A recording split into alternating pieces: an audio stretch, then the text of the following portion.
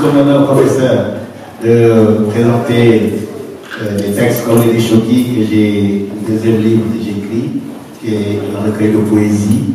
C'est vrai que, à côté de ce que vous avez écrit, c'est. Alors, moi, je ne suis pas trio, hein, c'est clair, je ne suis pas trio, comme les Choki, je suis plutôt journaliste. Et j'ai essayé de raconter quelques histoires et quelques découvertes, quelques moments de mon enfance. Je vais vous proposer quelques lectures, accompagnées par les doigts agiles, magiques et rythmés. Pourquoi? Je ne sais pas. Musique nocturne. Gewel n'est pas assis à l'Indien. La légende croisée est tendue, aldogène. Khalam, dans le creux du terrain. Phobus lové, maternel par le bras des mers. Le son sort saccadé. Puis se répand dans les espaces. Espace silencieux du regard. Oui, la lutte chevauchée le ciel.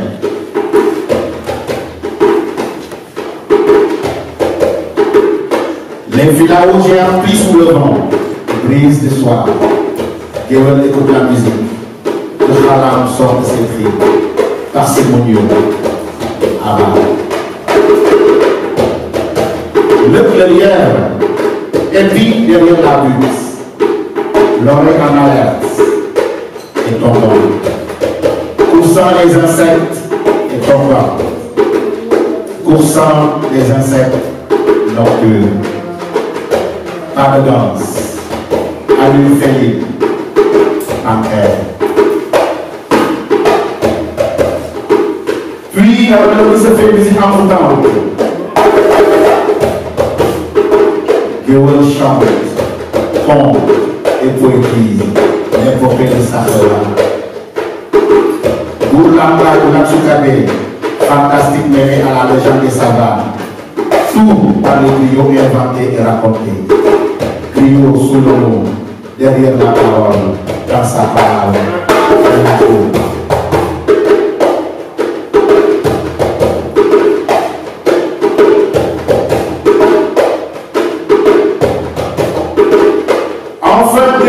Les yeux et découvre tout autour de lui, la bouche entière aboulée sous les vagues de bleu, encablée dans son bras rythmé, dans sa cadence, danse et danse, au son de la musique nocturne.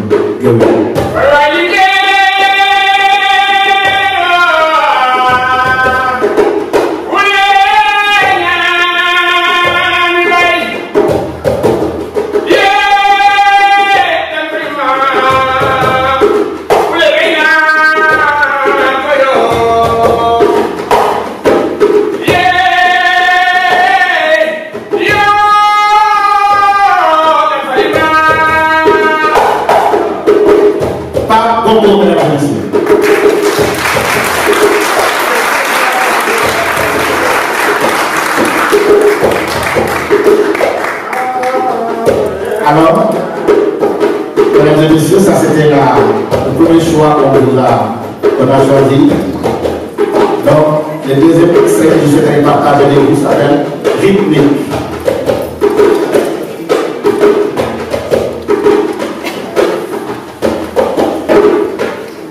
La rythmique n'est pas comme on pourrait le croire, une succession de sons rythmiques, mais une recherche constante du bon cran à la dernière note. Ce qui permet de suivre les différents rebondissements. On s'en part et est suivi par l'autre. Rencontre et encastlement. L'un dans l'autre pour faire le plein de rythme. On suit les canevas et les engrenages, mécanismes du second degré.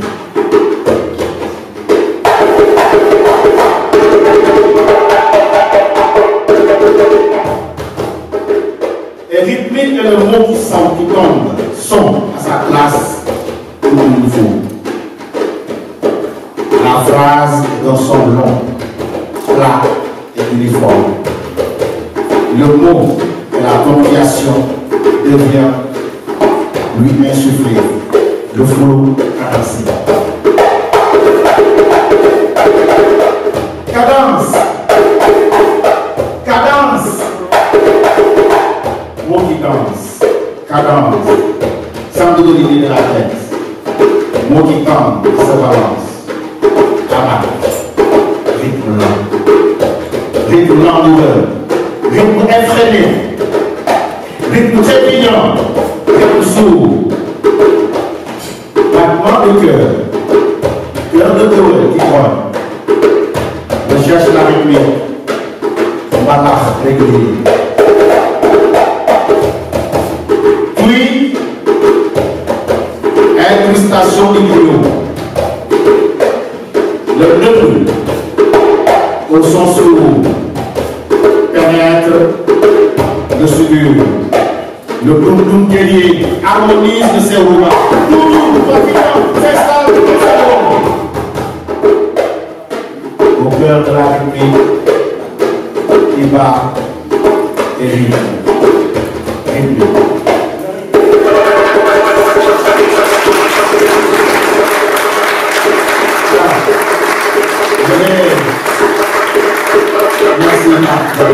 Je vais remercier Choki de nous avoir permis de voyager, en tout cas de partager avec vous. Professeur, c'est pour moi un grand honneur de déclamer ces quelques vers devant vous. Et bien sûr, nous sommes là aussi, et surtout, j'ai dit, pour vous écouter, vous entendre à travers le travail que vous faites. Voilà. Merci beaucoup.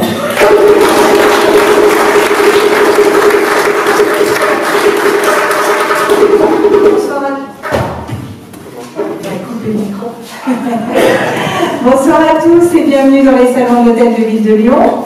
La parole est donnée à Madame Bounia Besson, adjointe au maire de Lyon. Elle représente ce soir Monsieur Georges Kepenekian, maire de Lyon.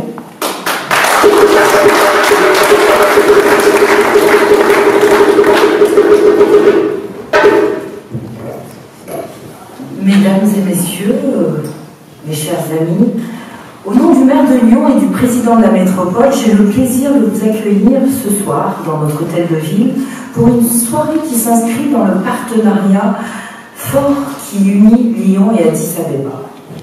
La coopération entre nos deux villes fêtera ses 20 ans l'an prochain, d'abord orientée sur les transports publics, la gestion des déchets et la planification urbaine. Elle se concentre depuis l'année dernière sur l'urbanisme et la préservation de la trame verte et bleue.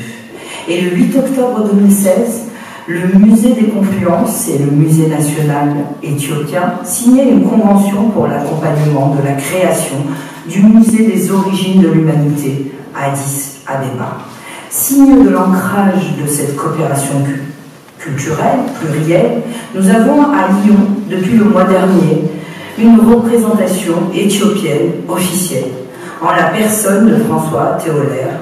Monsieur le consul honoraire, je salue votre présence. Il est là, il est très discret, mais on le salue.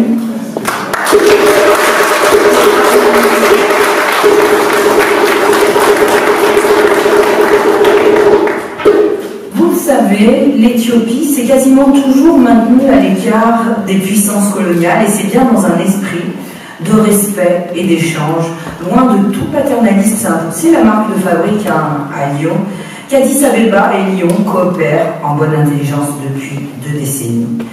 Mais qu'est-ce que les 20 ans de notre partenariat au regard de l'âge de Lucie, la plus connue des Australopithèques, dont le squelette a été retrouvé en Éthiopie en 1974 et dont l'âge est estimé, je crois, à 3,2 millions d'années. En France, par comparaison, l'âge de celui qu'on a longtemps considéré comme le premier Européen, l'homme de Totavel, est estimé entre 300 et 450 000 ans seulement. Mais la science progresse chaque jour. Des fossiles bien plus anciens que Lucie ont été découverts, en particulier un hominidé de 13 millions d'années en 2002 en Catalogne. L'étude de la préhistoire connaît finalement autant de rebondissements que bien des feuilletons populaires, et nous ne risquons pas de nous ennuyer ce soir avec le professeur Henri Delumlay, lui qui, parmi bien d'autres choses, a en particulier supervisé les fouilles du site de Totavel.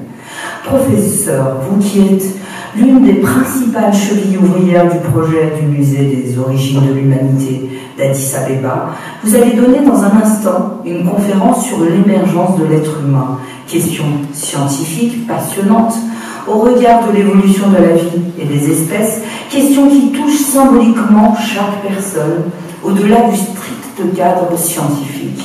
Votre présence ce soir nous honore beaucoup. Et nous vous accueillons avec grand plaisir ici à Lyon. Une cité qui n'est pas le berceau de l'humanité, mais qui est, vous le savez, le berceau de l'humanisme, le berceau de l'économie sociale et solidaire. L'humanisme défend des droits humains et l'histoire, comme l'actualité malheureusement nous montre à quel point des hommes et des femmes peuvent aussi faire preuve d'une féroce inhumanité sur tous les continents, dans un cortège d'atrocités et de discrimination qui paraît infini dans sa variété. Alors, si l'espèce humaine a une longue histoire derrière elle, une histoire que nous allons explorer ensemble, à présent, grâce à vous, j'espère que l'humanité restera surtout une idée neuve, une réalité durable, en laquelle nous pourrons continuer de croire, pour laquelle il vaudra encore longtemps la peine de se battre au quotidien. Merci à toute l'équipe qui a organisé cette soirée. Merci à Choki, qui est un ami.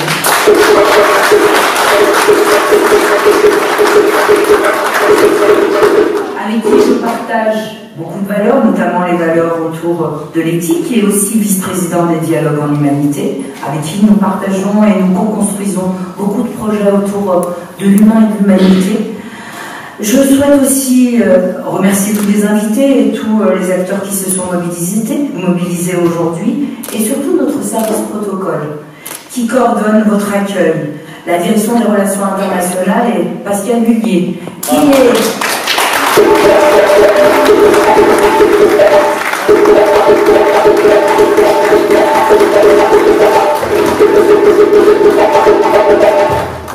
Et la cheville ouvrière aussi sur ces sujets.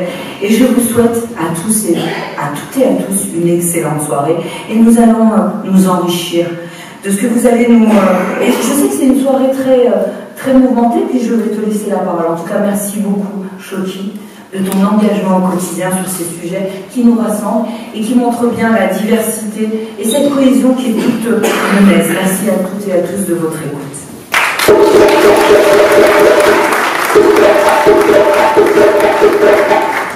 De Lyon, avec qui je travaille depuis un certain temps sur les liens entre Addis Abeba et Lyon. Un grand merci à Pascal Bullier, parce que honnêtement, c'est quelqu'un... Sans toi, excuse-moi, mais c'est officiel, je t'ai dit merci encore, au nom de l'Éthiopie, parce que je suis l'ambassadeur d'Éthiopie.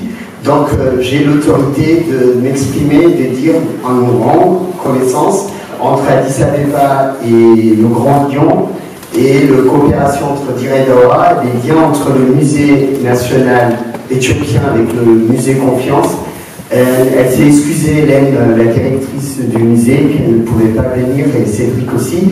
Mais comme on va avoir des délégations qui vont venir au mois de mars, je dirais merci au Grand Lyon, merci la ville de Lyon, merci Gérard Collomb, avec qui on avait signé un accord entre Addis Abeba et le Grand Lyon ici même. Et 20 ans, c'est peu, mais c'est énorme, parce que la communauté éthiopienne existe, puis le lien qui existe entre Addis Abeba et Lyon. Lyon, Haïlé Sélassié est passé plusieurs fois ici, parce que c'était un grand ami d'Edouard Rio. Et je dirais encore merci. Et il y a des étudiants qui font des études, qui viennent du lycée Gabra-Mariam. Et tout d'abord, professeur Deluné, je vous remercie d'être venu. On se connaît depuis 15 ans, on avait voyagé pour le projet du musée d'origine de l'humanité. Ça se concrétise un peu maintenant parce qu'il y a le projet qui est en train d'avancer. Grâce à vous, et vous m'avez dit quelque chose que je tiendrai toujours, vous m'avez dit, il faut tenir jusqu'au bout. Et c'est ce que je fais avec vous aussi, avec votre soutien. Et je pense que les autorités éthiopiennes, ils sont convaincus de créer le musée d'origine de l'humanité parce que sous le sous-sol du musée Addis Abeba, il y a beaucoup de patrimoine qui a été découvert depuis 1960 Et j'aimerais bien que l'humanité découvre tout ce qui a été découvert grâce des chercheurs français, parce qu'on a des liens très forts entre les Français qui ont quand même, et grâce à vous aussi, vous avez fouillé plusieurs fois en Éthiopie aussi. Et je vais remercier mon fils qui a fait un clin d'œil, qui va diffuser quelque chose qui va durer 5 minutes, qui va aujourd'hui vous honorer l'Éthiopie, vous honorer l'humanité, votre travail depuis maintenant plus de 50 ans. Moi, je pense qu'il est important de vous connaître un peu plus. Vous êtes le symbole de l'humanité. Et merci encore.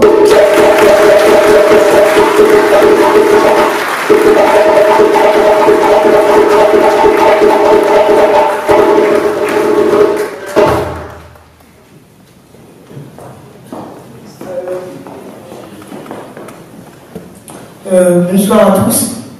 Donc j'ai fait un petit exposé en l'honneur du professeur Henri Delumlé.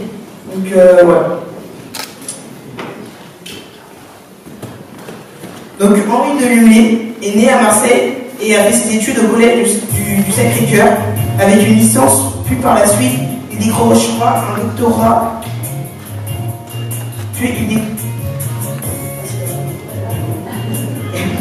il décrochera un doctorat en sciences naturelles en 1965.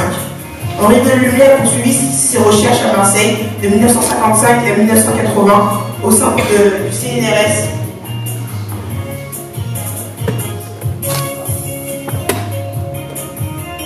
Donc là, on peut le voir en présence de sa femme sur un site de recherche.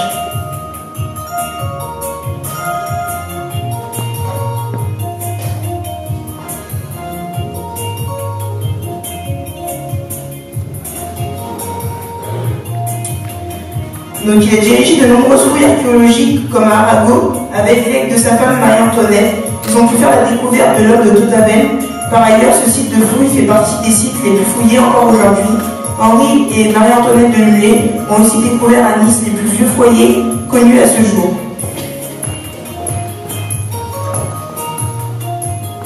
Donc là on peut voir la grotte de Totabel et ici présent le professeur Henri Delumlé avec le crâne de l'homme de Totabel.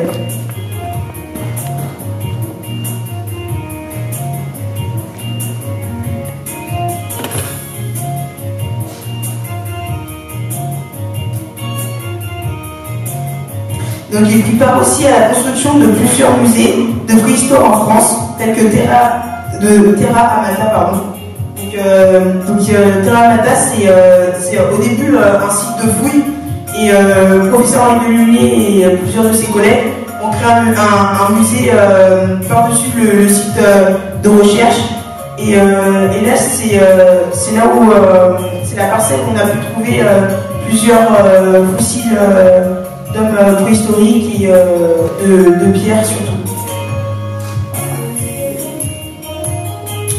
Il a également fouillé la grotte du Lazaret.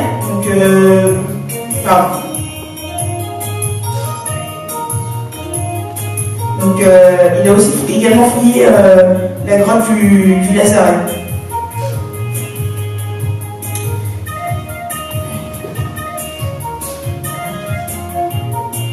La grotte du Vallonnet, donc datée de 1,2 à 1,1 million d'années, il s'agit d'une petite caverne de quelques mètres carrés comprenant un remplissage archéologique de 1,5 mètre d'épaisseur, fouillé dès 1962 par le professeur Henri Delumlé, donc une des découvertes également du professeur.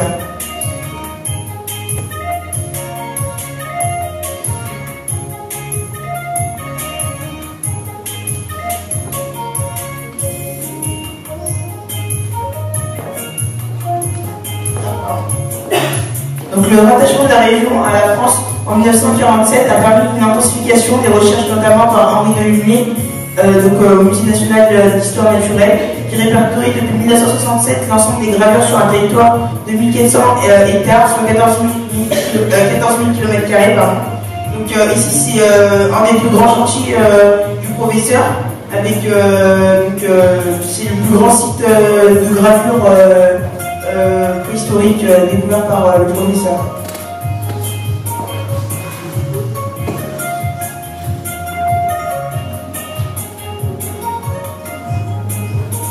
De 1994 à 1997, il a été directeur du Musée national d'histoire naturelle de Paris. Donc un grand musée que pas mal de personnes ont pu visiter à Paris. Il fut aussi directeur du laboratoire de préhistoire du muséum et de l'Institut de paléontologie humaine de Paris. Donc un très beau bâtiment. Donc aussi appelé Fondation Albert Ier, Prince de Monaco.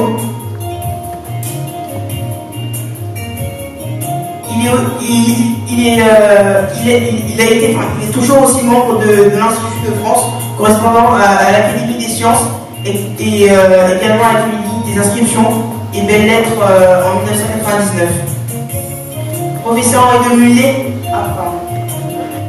Professeur Henri de Mullet est aussi un homme décoré.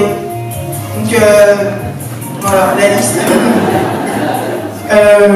Donc, il a pu recevoir, il a été nommé officier de l'Ordre national du mérite en décembre 1973, chevalier de la Légion d'honneur en décembre 1984, commandant de l'Ordre national du mérite mars 1992, officier de la Légion d'honneur janvier 1995, chevalier des arts et des lettres décembre 1996, commandeur de la Légion d'honneur janvier 2002, grand officier de l'Ordre national du mérite novembre 2006, grand officier de la Légion d'honneur janvier 2011. Ça c'est un titre décerné par le prince de Monaco. Il fut aussi nommé officier de l'ordre du mérite culturel en novembre 1987. Également à Monaco, officier de l'ordre de Saint-Charles, 18 novembre 1993. Suite à une fouille faite au Japon, il a aussi également reçu par le ministre japonais l'ordre du soleil levant de 3e classe, donc le 29 avril 1999, et encore à Monaco, commandeur de l'ordre du mérite culturel en novembre 2011.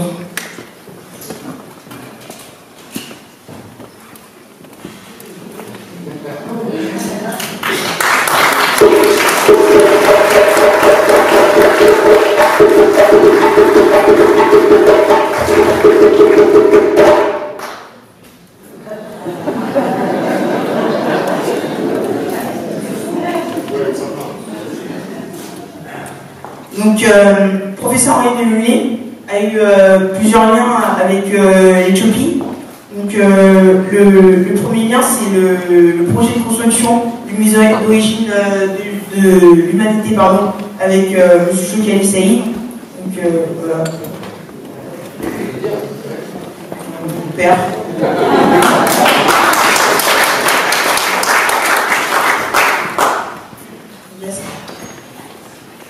Donc là, c'est la liste de tous les participants qui participent toujours d'ailleurs pour la création du musée.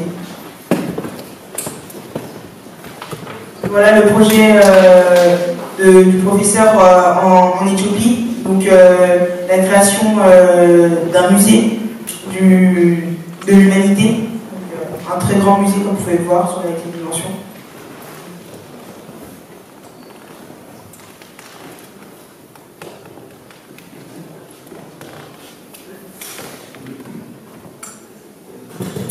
Donc également en Éthiopie, le professeur a fait visiter le prince Albert de Monaco, le site de Fejej, donc en Éthiopie, donc une des découvertes du professeur.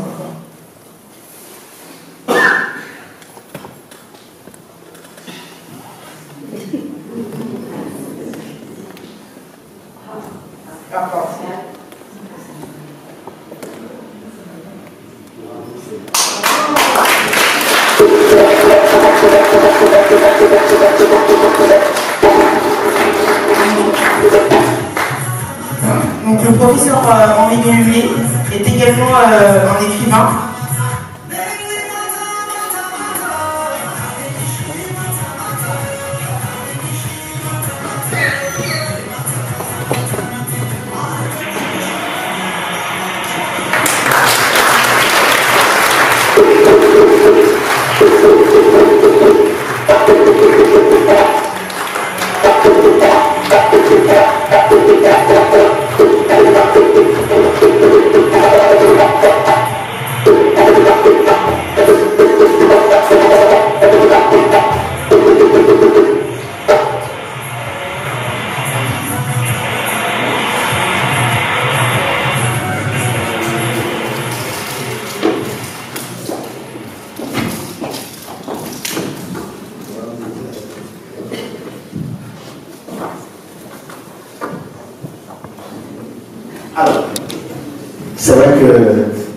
la manière d'Ismaël est beaucoup plus originale pour présenter le professeur. Saïd, pardon, Saïd.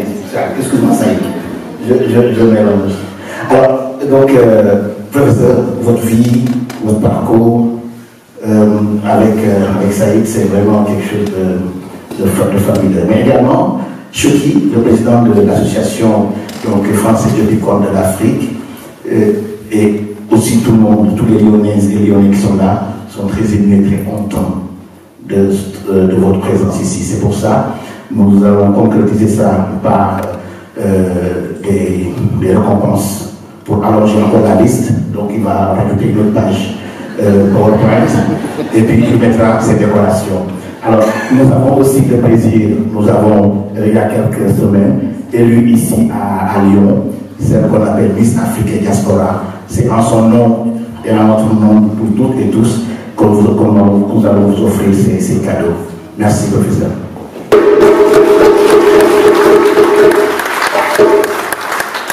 Comme on a créé un trophée qui n'existe pas, mais qu'on a créé récemment, au nom de l'association France-Éthiopie et la communauté éthiopienne de France, et au nom de l'Éthiopie aussi, nous vous remercions vraiment de tout ce que vous avez fait depuis les débuts jusqu'à aujourd'hui pour faire avancer la question humaine, pour faire connaître que l'être humain se consacre pour essayer de faire avancer. On est tous des êtres humains et de connaître l'autre, c'est rechercher d'où on vient et d'où on fait avancer. Et vous avez fait avancer à l'humanité. Comme l'adjoint au maire est présente, je suis ravi qu'elle nous donne ce prix qu'on a créé.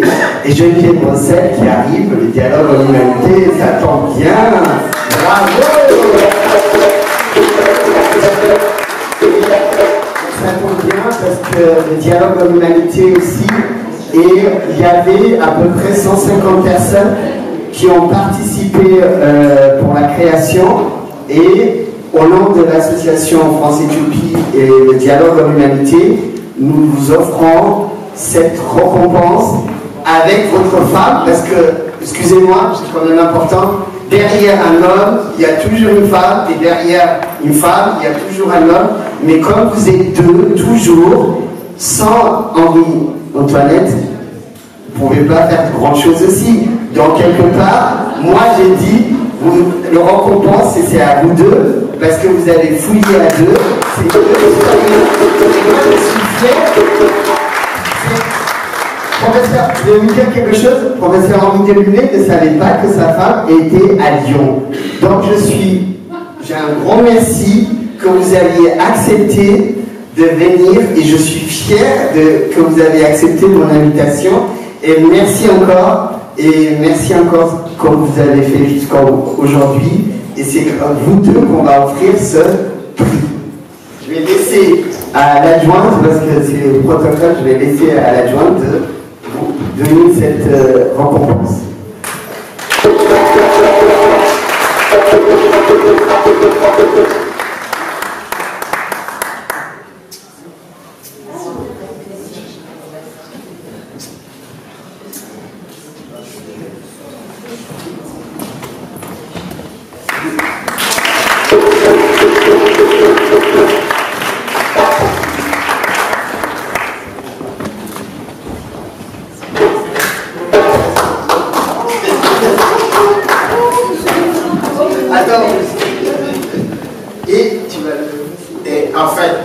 Ce certificat, ce diplôme, professeur, c'est l'association France-Éthiopie contre l'Afrique pour tout votre œuvre concernant l'humanité.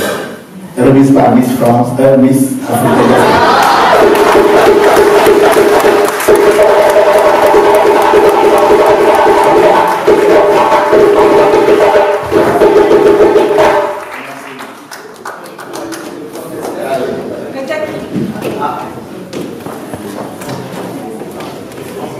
Je voudrais remercier beaucoup la ville de Lyon, Madame la Chouette au maire, son maire, qui m'ont invité à venir présenter cette conférence. Je veux remercier aussi M. Choki Ali Saïd, le responsable de cette association La Corne de l'Afrique, et surtout de l'œuvre qu'on accomplit depuis plusieurs années pour la construction, pour la création du musée des origines de l'homme à Addis Abeba. Pourquoi Addis Abeba? Parce que c'est le seul pays au monde où il y a des découvertes extraordinaires qui montrent l'origine de l'humanité. C'était en Éthiopie qu'on a trouvé des fossiles très anciens, comme des Australopithèques, Australopithecus afarensis, Australopithecus anamensis, qu'on a trouvé des fossiles. C'est aussi en Éthiopie, dans le nord de l'Afrique, dans le nord-est de l'Éthiopie, à Kadagona, qu'a été trouvé les plus anciens outils de l'humanité. Sur le site de Gona Eugénis, a été trouvé des chopins qui datent de 2 750 000 ans. C'est vrai. Et en inventant l'outil, en acquérant le langage artificiel, nous en parlerons tout à l'heure de la conférence, l'homme a introduit dans l'histoire de l'univers, dans l'histoire de la vie, la dimension culturelle. Bien, c'est en Éthiopie que ça s'est passé. Et il fallait célébrer l'Éthiopie pour montrer que l'origine de l'humanité vient de l'Éthiopie. Je vous remercie.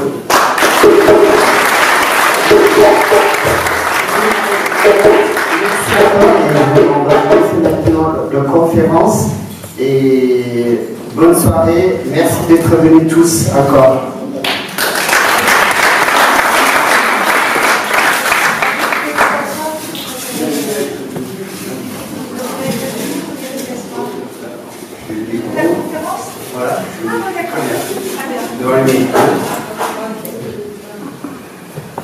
Alors, je vais vous présenter les grandes étapes de l'évolution morphologique et culturelle de l'homme ou des hominidés depuis plusieurs millions d'années. Vous savez que l'homme est considéré comme un primate. Et le problème de l'origine de l'homme, c'est de savoir à quel moment ses ancêtres se sont différenciés des autres primates. Alors, parmi les grands primates, les primates apparaissent vers 60 millions d'années avec le Purgatorius, qui date du début de l'Holocène, du début de l'ère tertiaire. Mais les grands primates apparaissent vers à peu près 15 millions d'années.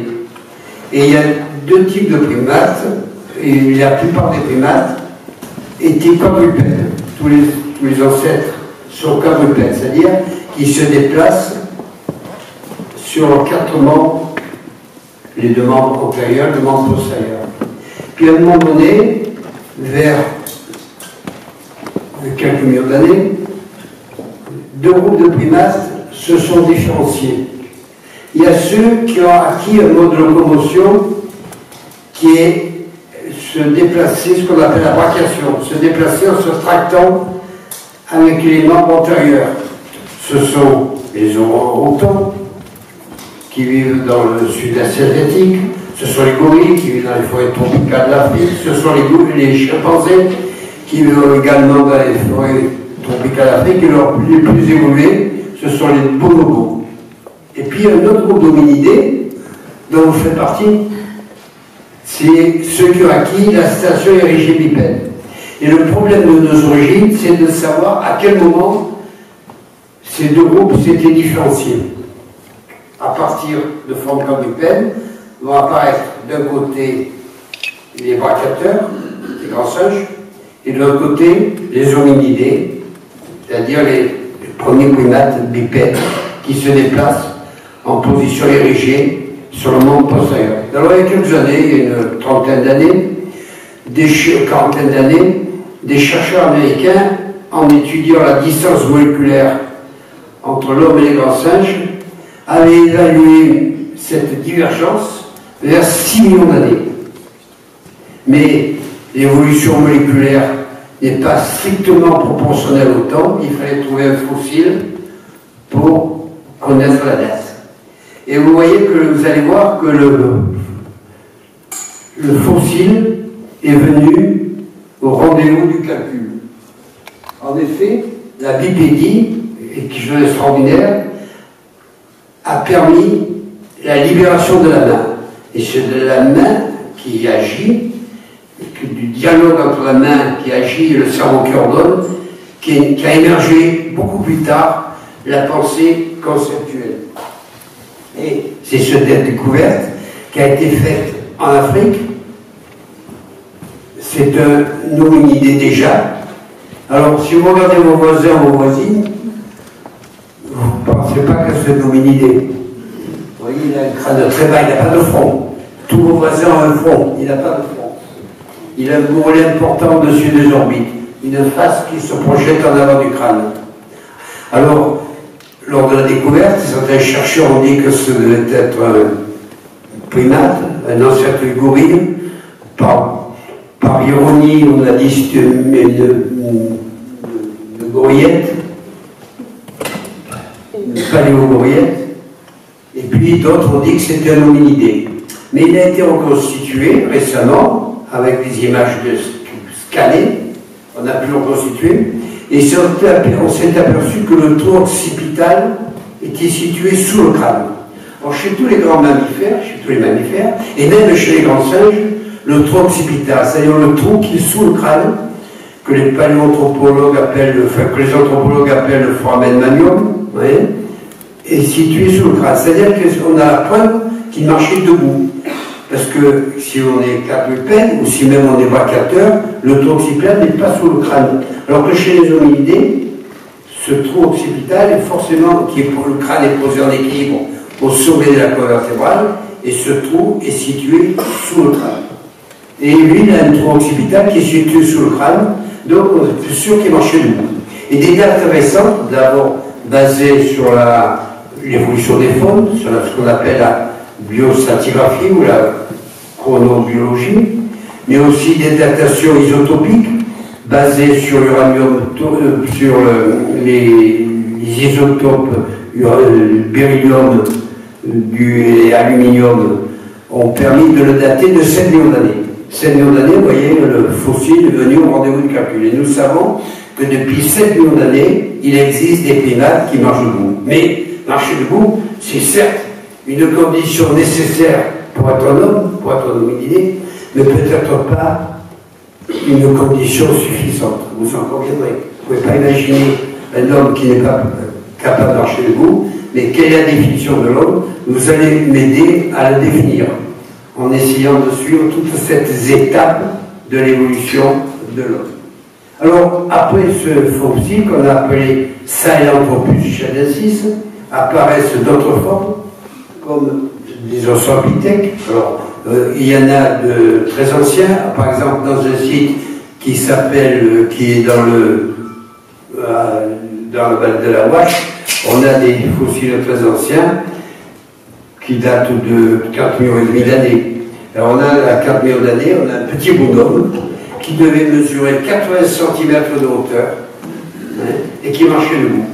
Il marchait debout dans un paysage forestier d'ailleurs, qui est déjà un ancêtre plus évolué. Et puis les australopithèques, comme par exemple ce crâne qui a été trouvé aussi en Afrique, qui est un Australopithecus africanus. Et en Éthiopie, on a trouvé plusieurs fossiles d'hominidés entre 4 millions d'années et disons 2 millions d'années, comme on appelle Australopithecus amenensis, Australopithecus afarensis, etc., qui montrent qu'il y a des évolutions, des branches parallèles qui évoluent avec des cerveaux qui deviennent de plus en plus gros, de plus en plus volumineux. Ici, ces fossiles australopithèques, on sait qu'ils n'avaient pas la possibilité de parler. Parce que si on fait un moulage de l'intérieur du crâne, on peut reconstituer la surface du cerveau, et sur ces fossiles très anciens, dont là j'ai compris entre 4 millions et 2 millions d'années, il n'y a pas les aires du langage, il n'y a pas l'aire de Broca ou l'aire de Wernicke qui sont les caractéristiques du langage articulé, qui permettent le langage articulé. D'autre part, ils ne fabriquaient pas d'outils. Ils ne savaient pas encore fabriquer d'outils. On n'a jamais trouvé avec des australopithèques des outils taillés, des outils qui obéissent à des stratégies de débitage de la pierre. D'autre part, on n'a jamais trouvé, dans les sites où ont été trouvés des restes d'australopithèques, on n'a jamais trouvé de campement de base. C'était des lieux où ils ne faisaient que passer.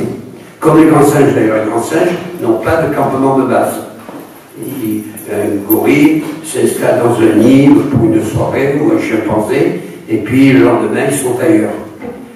Donc, et puis, ce qui est important, c'est qu'ils ont un mode d'alimentation qui est essentiellement végétarien. Ils pourraient être occasionnellement carnivores, comme le sont les grands singes, comme le sont les chimpanzés par exemple, mais ils étaient essentiellement consommateurs de végétaux. Ils consommaient des fruits, des racines, beaucoup de graminées, ce qui explique l'extrême usure de leurs dents. Marcher debout, je vous l'ai dit, est une condition nécessaire d'un homme, mais peut-être pas une condition suffisante. Et est-ce que ces australopithèques sont des hommes? C'est une phase importante de l'aventure humaine. On sait qu'ils marchaient debout parce qu'on a trouvé par exemple un site qui est situé en Tanzanie, des empreintes de pas. Vous voyez à droite, vous avez l'empreinte d'un pied humain dans des cendres volcaniques. Des cendres volcaniques qui ont été datées par la potation Van Gogh, par exemple, ou par les traces de zircon, de 3 700 000. Vous voyez le gros orteil, l'aliment de pied, la boucle plantaire et le talon. Et à gauche, vous avez une piste d'empreintes de pied. Il y a 74 empreintes de pied. Et vous voyez, vous ne le voyez peut-être pas, vous avez l'impression qu'il y a 2 individus qui marchent, en fait il y en a 3. À droite, vous avez une piste de 2 individus adultes, et celui qui marche derrière met ses pieds dans les empreintes de pas du premier. Et à gauche, il y avait un individu plus jeune, un enfant sans doute. Il y a 3 individus qui marchent en position érigibipède, en station debout, dans une forêt ouverte de l'Est africain. Mais alors, si vous regardez bien, vous apercevez qu'en avançant, ils mettent le pied gauche à gauche du pied droit, puis le pied droit à droite. Ils marchaient en fait en se dandinant, en marchant en croisant les jambes. Et aujourd'hui, plus personne ne marche comme ça, sauf peut-être, là oui, il y a des gens, ce sont les mannequins. Mais les mannequins, c'est pour se donner un style. Alors qu'eux, c'était obligatoire, ils avaient besoin de croiser les jambes pour pouvoir marcher debout. Hein. La station érigibipède n'est pas encore parfaite. Voici un crâne d'Homo habilis. Il a un front un peu plus haut, vous voyez, il n'a plus le crâne plat comme son prédécesseur, il a un front un peu plus haut. Une face un peu moins prognate. Alors si, c'est très intéressant, on va faire un moulage de l'intérieur du crâne, ce qui va nous donner une bonne image de la surface du cerveau. Et pour la première fois, on voit apparaître sur la surface du cerveau l'aire de Broca et l'aire de Wernicke. Donc, il devait avoir les possibilités d'avoir un langage articulé.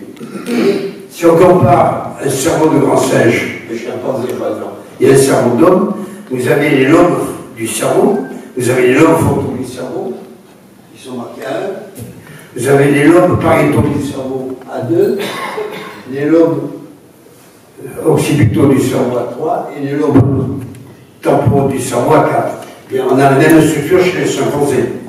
Mais sur la circonvolution frontale à 1, on voit apparaître l'aire de Broca, il est marqué ici D1, et sur la circonvolution temporale, au contact de la circonvolution pariétale, on voit apparaître D2, qui est ce qu'on appelle l'aire de Wernicke. L'aire de Broca, l'aire de Wernicke n'existe pas chez les grands singes, mais existe chez les hominidés à partir des Homo habilis. Les Homo habilis, on connaît un site dans le nord de l'Éthiopie, dans la Corne d'Afrique, comme votre association, dans la Corne d'Afrique, sur le site de Gona, le Kadagonas, qui est un grand fleuve qui se déverse vers l'est, et on a trouvé des sites, des dépôts archéologiques, des sols d'occupation, entre 2 niveaux de cendres. Au-dessous, il y a des cendres dont l'âge est à peu près, on peut dire, 2 600 000 ans, et au-dessus, des niveaux de cendres dont l'âge est corrélé de 2 500 000 ans. Et le niveau archéologique est situé donc entre 2 600 000 ans et 2 500 000 ans, on va dire approximativement 2 150 000 ans. Et c'est sur ce site qu'ont été trouvés les plus anciens australopithèques. Alors, ces aires de Broca, l'aire de Wernicke va permettre le langage articulé. Il y a d'autres conditions aussi. Par exemple, si vous regardez un chimpanzé et comparez un chimpanzé à un homme, vous apercevez que le larynx et le pharynx chez l'homme est descendu. Pourquoi? parce qu'à partir des os mobilis, il y a une flexure de la base du crâne qui va entraîner la descente du pharynx et du larynx. Et c'est alors ce qui est mis en place la caisse de résonance pour émettre les sons articulés. Et puis il y a d'autres caractéristiques anatomiques. Bon, par exemple, chez les Australopithèques, le palais est peu profond, la base du palais, le sommet du palais, le palais est plat, alors que chez les hommes, le palais devient en forme de U, très profond, la cavité buccale s'est agrandie et la langue peut mieux se mouvoir dans la cavité buccale pour émettre les sons articulés. Donc on peut dire qu'à partir de Homo habilis, depuis un peu plus de 2,5 millions d'années, 2 500 millions, les hominidés avaient toutes les capacités d'avoir un langage articulé. Et s'ils pouvaient parler, pourquoi s'en seraient-ils privés? D'autre part, ce qui est extraordinaire, c'est que sur ce site de Gonin, 2 500 000 ans, on a trouvé les plus anciens outils taillés de l'histoire de l'humanité. L'homme a inventé l'outil. Alors, certains vous diront que les grands singes ont des outils. Non, ce n'est pas des outils. Pour moi, ce sont des objets utilisés. Imaginez que Choki vous amène pique-niquer au bord d'une rivière. Il va apporter un sac de noix pour sustenter. Mais il n'a pas apporté de casse-noix. Il a oublié. Alors qu'est-ce que vous allez faire? Vous allez prendre un galet et casser la noix. Vous n'aurez pas la prétention que vous allez faire avec un outil. Vous allez utiliser un outil. Les grands singes utilisent, nous avons dans notre laboratoire, d'ailleurs à Nice, des galets qui viennent du Centrafrique, comme a le professeur Grasset, Pierre-Paul Grasset, qui a été utilisé par des gorilles pour casser les fouilles.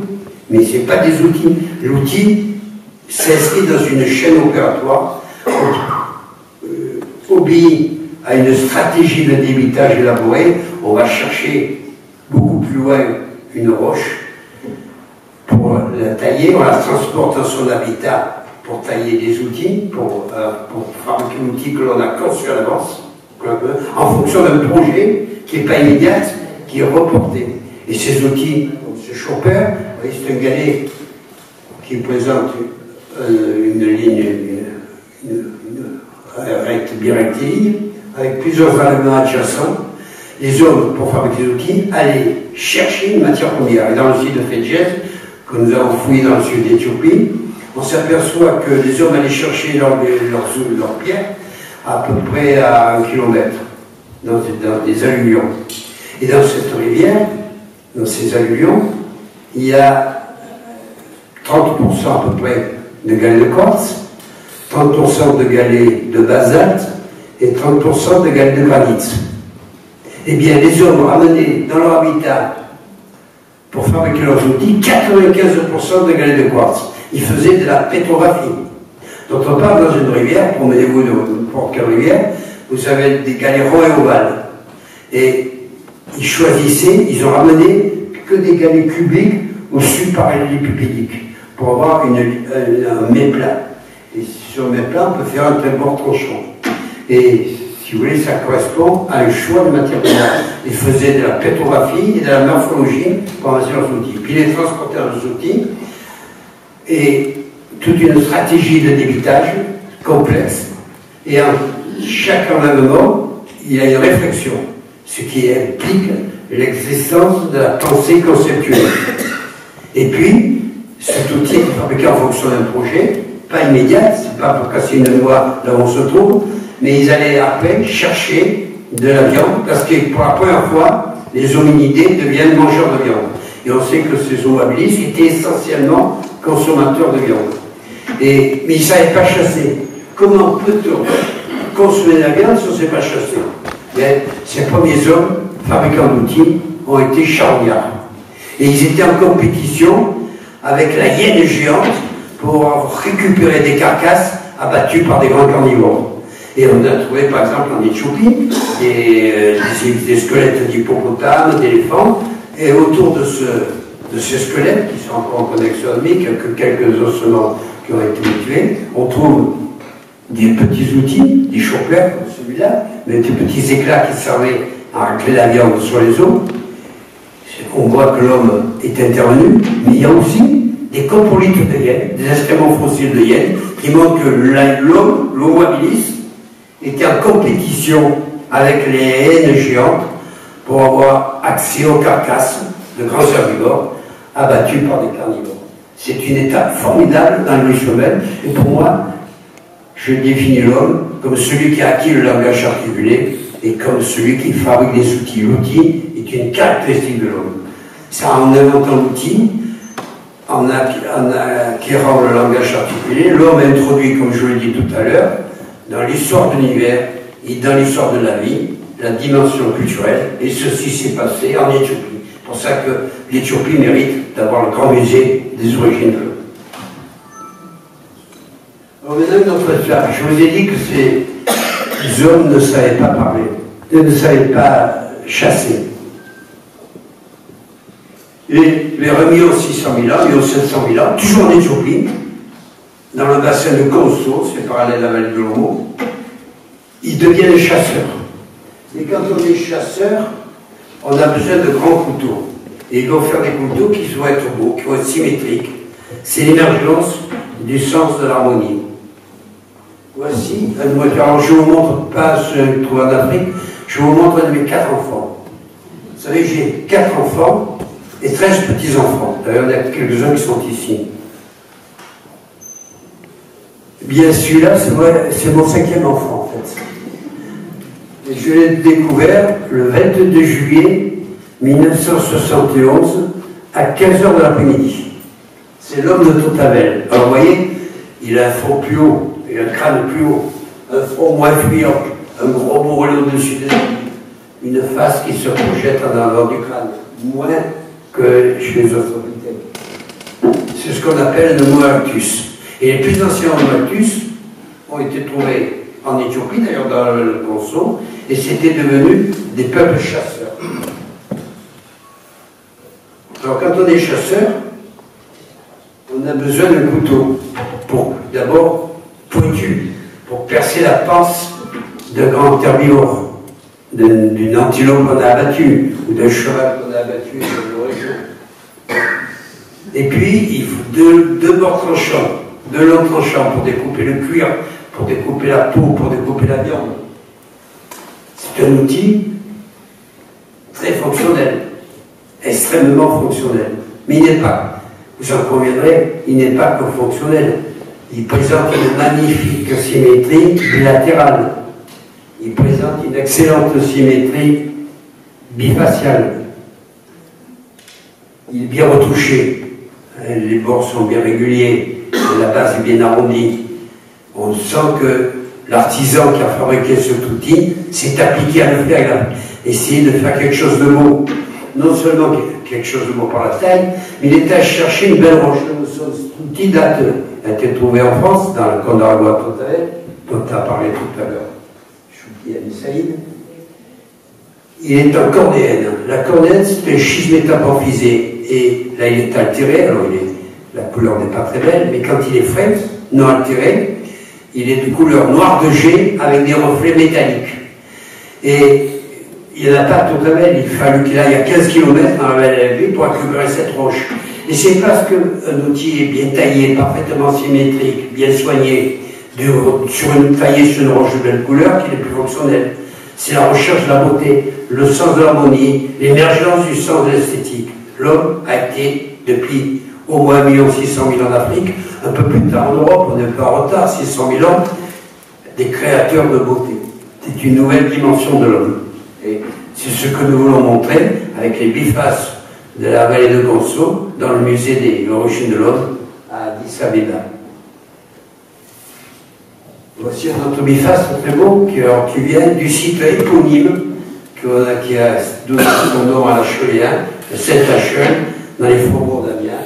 Vous voyez, il est très beau. C'est un biface. Je vais avouer que ce biface ne dépareillerait pas dans une bijouterie de la place Vendôme à Paris.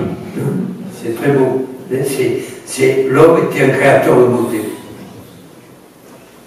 Alors maintenant, on va parler de ces hommes d'Addis, de la vallée de Konso, il y a 600 000 ans, ceux de Totavel, il y a 450 000 ans, mangeaient de la viande crue. Parce qu'ils n'avaient pas inventé le feu. Le feu, l'homme n'a jamais inventé le feu. La foudre peut allumer un incendie de forêt. Les volcans qui crachent du feu. Donc, et l'homme devait avoir peur du feu. Quelques-uns, peut-être, un peu plus courageux, l'avaient récupéré. Ils se savaient, puis un jour, ils s'éteignaient, et il n'y avait plus de feu. Mais un jour, l'homme a été capable d'allumer le feu à son gré. Et ceci s'est passé, alors, en Afrique, ça s'est passé en Europe, à la limite des zones tempérées chaudes, la période nord, des zones tempérées chaudes de la planète. Et le feu a été un formidable moteur d'hominisation. Le feu a permis à l'homme d'allonger le jour au départ de la nuit. Il a permis à l'homme de pénétrer dans le fond des cavernes, alors qu'avant il ne pouvait vivre qu'à l'entrée des grottes. Le feu a permis à la pensée de se développer. Les récits mythiques autour le soir, autour du feu, on se raconte des histoires. Le feu a permis d'allonger l'été au départ de l'hiver, et ça a permis à l'homme de pénétrer dans les zones tempérées et froides de la planète, et même de s'installer dans les zones boréales, sur le sol gelé permanent. Ça a permis à l'homme d'agrandir son territoire, de pénétrer dans d'autres territoires. Le feu a permis d'améliorer la nourriture. La viande est plus succulente quand elle est cuite que quand elle est crue. Quoique moi je suis un peu primitif, j'aime bien les steaks tartares, mais je suis un calme. Le feu a permis d'allonger l'espérance de vie. Parce qu'en faisant cuire la viande, on fait reculer les parasitoses. Le feu a permis d'améliorer la fabrication des outils. Alors, on connaît un site dans le nord de l'Allemagne, près d'Hambourg, où on a un site précis dans des lignites. Et dans les lignites, le bois se conserve. On a trouvé des lances en bois d'if d'ailleurs, de 2,50 m de long, dont la pointe est durcie au feu. Le feu, et imaginez que vous allez habiter dans une grotte. Si vous allumez un feu à l'entrée de la grotte, vous pouvez dormir tranquille. Vous ne serez pas dérangé par une panthère ou par une hyène. Et le feu surtout, c'est un facteur de convivialité. Le soir, autour du feu, les gens s'installent, le jour se prolonge, et on se raconte des histoires. Ça va permettre le développement de la pensée mythique. Et au cours du temps, le chasseur devient de plus en plus grand. L'ancêtre qui a abattu un éléphant ou un rhinocéros va devenir un grand chasseur, et l'éléphant qu'il a battu va devenir de plus en plus gros, de plus en plus monstrueux, et le chasseur qui l'a battu, on dit c'est une histoire de chasse, hein, le chasseur qui l'a battu devient de plus en plus un héros, c'est ainsi que sont nés les ancêtres du groupe, et c'est alors qu'apparaissent les traditions culturelles régionales, les identités culturelles, les traditions culturelles régionales. Le feu donc a été un formidable moteur de l'humanité. Et puis, je voudrais vous montrer l'un des essentiels plus anciens. Vous voyez, c'est des fouilles, on l'a évoqué tout à l'heure, que nous avons conduites avec Marie-Antoinette sur le site de Terramata à Nice, qui est un site qui date de 400 000 ans. Et là, à Terramata, nous avons trouvé les plus anciens foyers aménagés actuellement connus dans le monde. Vous voyez cette fosse de 30 cm de diamètre, remplie de cendres, avec un petit mur de galets qui protégeait le feu des vents dominants. Et on sait même avec quoi ils allumaient le feu. On trouve des petits de brindilles, on a trouvé par exemple du chêne, du prunier, etc. Mais pas beaucoup. On a trouvé surtout des fragments de coquilles de gastéropodes, de coquilles marines qui vivent dans l'herbier de Posidonie, dans les pelouses sous-marines. Et c'était des feux qui étaient entretenus avec des herbes marines que les chasseurs de Terramata, les chasseurs d'éléphants dans les Terramata, allaient chercher au bord de la mer.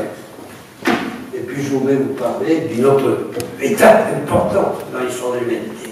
C'est le développement, le premier développement de la pensée symbolique. Là, je vous présente une grotte qui est en Espagne. Nous allons aller ensemble à Burgos, et à 15 km au nord-ouest de Burgos, nous avons une massif calcaire qui s'appelle la Sierra del Tarapacá, et là vous êtes devant l'entrée de la grotte. Et vous voyez le professeur Dal Carbonel, qui est un des collaborateurs pour la conception du musée d'origine de l'humanité, et une spéléologue qui a découvert le site. Et alors vous allez pénétrer dans cette grotte. Nous allons aller à 400 mètres de l'entrée, 400 mètres de l'entrée. On va franchir 2 chatières à plat ventre, et on arrive à un aven. Un aven qui a 15 mètres de hauteur, dont les parois sont en surplomb, Alors, nos collègues espagnols n'ont pas voulu installer une échelle solide parce qu'ils veulent empêcher les touristes de venir les déranger. On descend avec des échelles de spéléo, 15 mètres. Et alors les parois sont à surplomb, on ne peut pas escalader. D'ailleurs, moi je suis descendu plusieurs fois, et mon épouse Martinez n'a jamais voulu descendre. C'était trop dangereux. Et au fond de cette avenne, on a trouvé 3500 restes humains. 3500 correspondant à 20 individus, des Homo erectus, à 20 individus. Et ces os n'ont pas, ils sont cassés par le poids des terres, mais il n'y a pas de cassure sur l'ossuaire. Une cassure osseuse, il y a la cassure du skieur, la cassure est lisse et un peu ondulante. Il n'y en a pas. Donc on ne peut pas imaginer qu'ils sont tombés de la veine. C'est pas possible. Quand on tombe de haut, on se casse les os. Il n'y a pas d'os cassé. Mais on ne peut pas descendre aussi encore. Il n'y a pas de, les parois sont en oblique, on ne peut pas escalader. On ne peut pas imaginer qu'il y avait des échelles de spéléo. Alors comment ça se fait? Alors il y a des médecins de schiste qui se sont emparés de l'étude, et ils ont, à Marseille par exemple, on avait installé une piste sur béton avec des rails, on mettait une voiture qui allait se fracasser sur un mur en béton. Et dans la voiture, on mettait des fois, on ne mettait pas des types vivants quand même, on mettait des cadavres, mais des gens qui venaient juste de mourir. Et on les attachait avec la ceinture ou sans ceinture, et on faisait tomber la voiture. Et on s'est aperçu que quand on jette un défunt tombe, les os ne se cassent pas. Pourquoi? Parce que la peau forme un sac dans lequel il y a des gaz qui protègent les os de la fracture. Et on peut penser qu'on a précipité au fond de cette avenne, de 15 mètres de hauteur, 20 cadavres, après les avoir transportés à l'intérieur de la grotte jusqu'à la veine. Et alors, ce qui le prouve, c'est que c'est un truc exceptionnel. Dans un site préhistorique, en général, on trouve plein de faune. On trouve du bouquetin, du cheval, du cerf. Là, il n'y a pas d'ossement. Aucun ossement.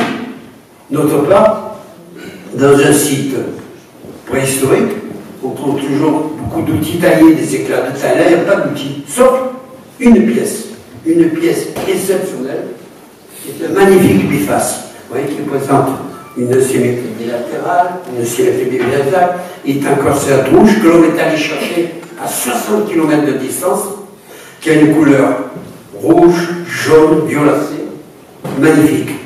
Et cette pièce n'a jamais servi. Si on étudie au microscope sonique les arêtes, on voit qu'il n'y a aucune usure. Il y a même des petites retouches qui auraient dû se détacher si on appuyait et qui ne se sont pas détachées. Ah, merci beaucoup.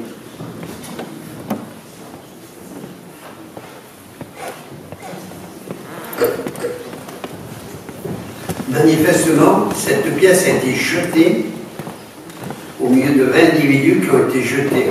Il y a très peu d'enfants, il y a beaucoup d'individus d'environ 18-20 ans, c'est l'âge où on mourrait à cette époque.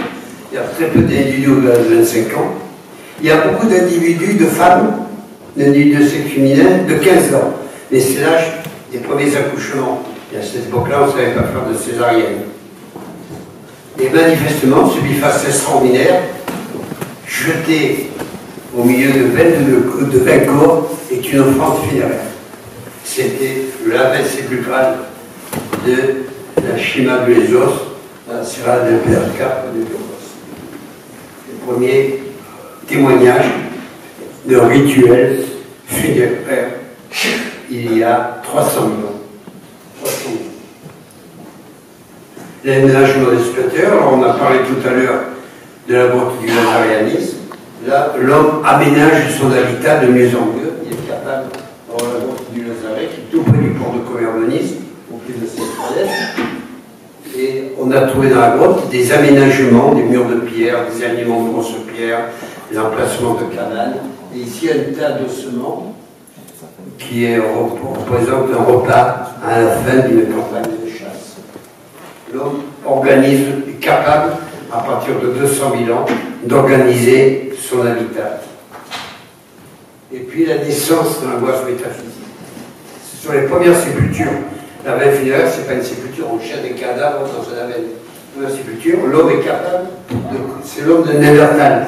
L'homme de Néandertal, vous voyez, il se rapproche du voisin ou de voisine. Il a un crâne beaucoup plus haut. Un front, quand même, qui est plus grand. Encore un gros problème. Il n'y a pas de menton encore. C'est l'homme de Néandertal. Sa activité crânienne est quand même comparable à la vôtre, et même des fois plus forte que la moyenne des hommes actuels. Parfois, on l'appelle plus comme ça, mais à une époque, on l'appelait Homo sapiens néandertalensis.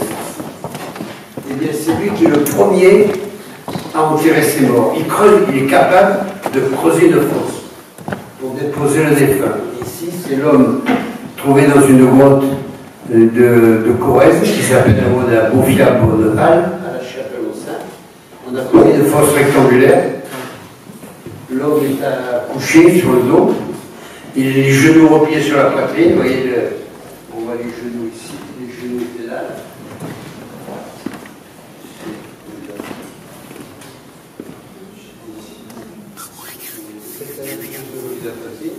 On avait déposé à côté de lui, dans la fosse, un pied de bison et un thorax de reine.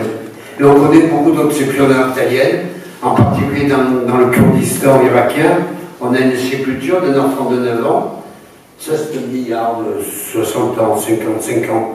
Mais dans le Kurdistan irakien, on a un enfant de 9 ans qui a été enterré et on a mis dans sa fosse des fleurs. En effet, si on étudiait le pollen des sédiments dans lesquels ont été creusés la fosse, c'est une steppe avec quelques pins, une steppe à graminées, alors que dans la fosse, on trouve plein de pollen de composés, de petites fleurs bleues des champs.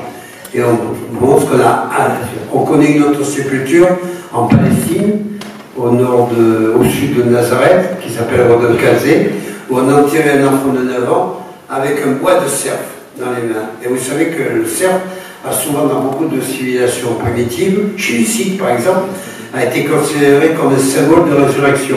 Et d'ailleurs, dans nos civilisations, en Italie, Saint-Eustache a vu le Christ entre les bois de cerf. Chez nous, en France, c'est Saint-Hubert qui a vu le Christ entre les bois de cerf.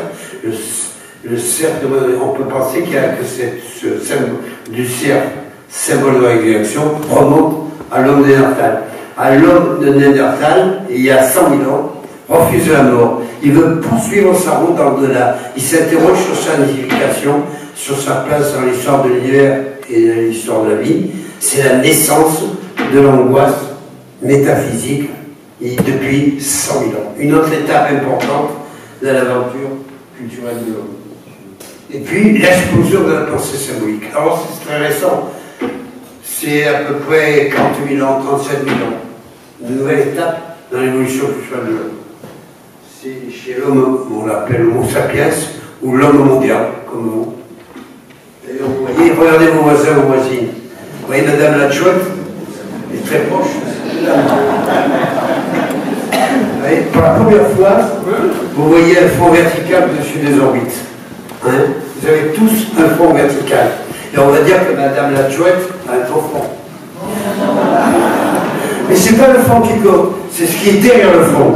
Derrière le front, il y a les lobes frontaux du cerveau, qui sont le siège de la pensée associative, d'où s'est développée l'associative et l'explosion de la pensée symbolique.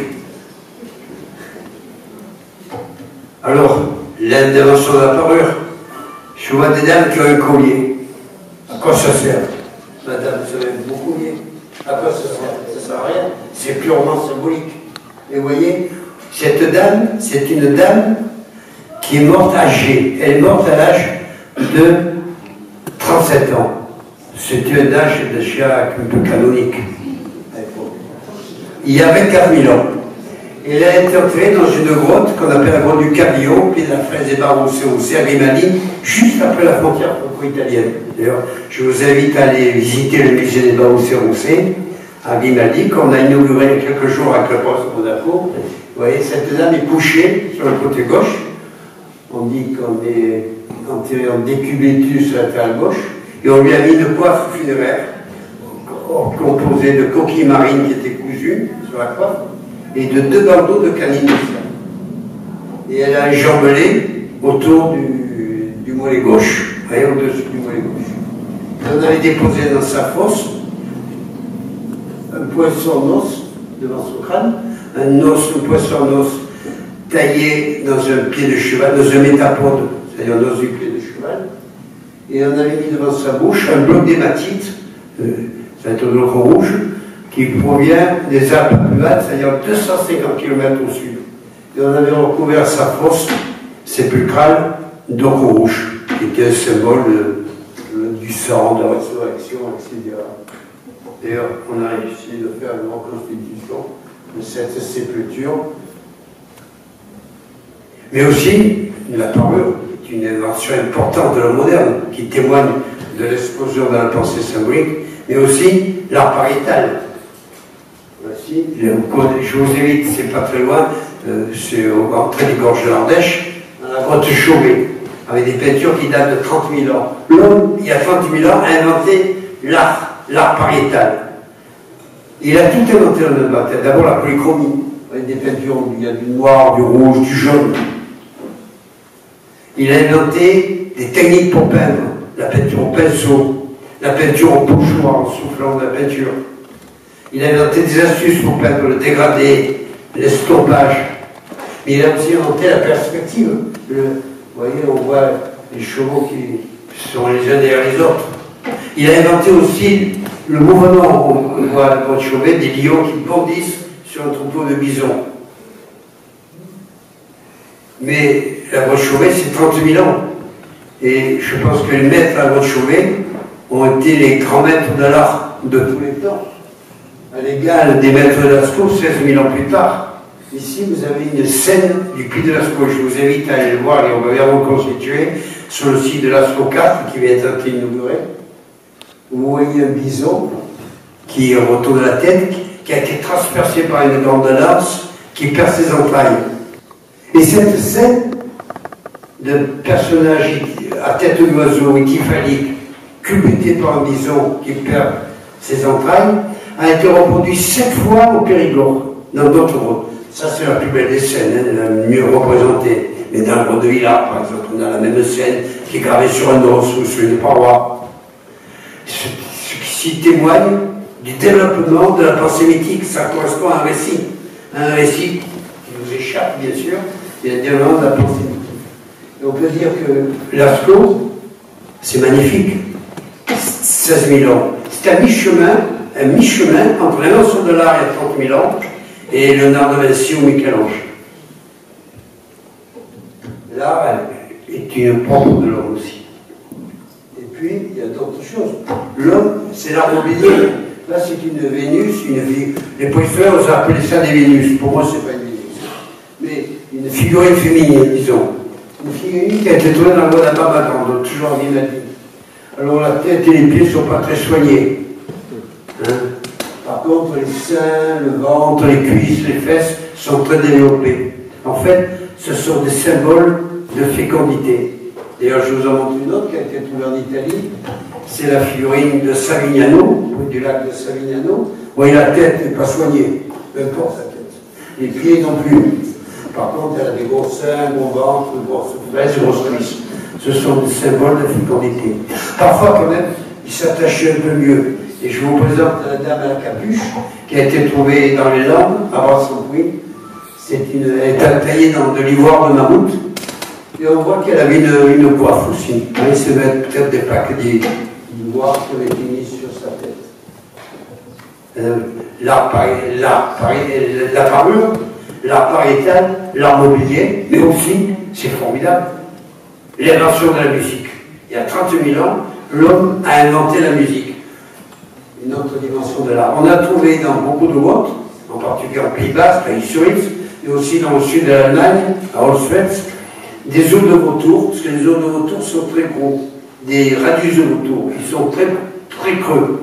Et on a fait des trous pour faire une flûte.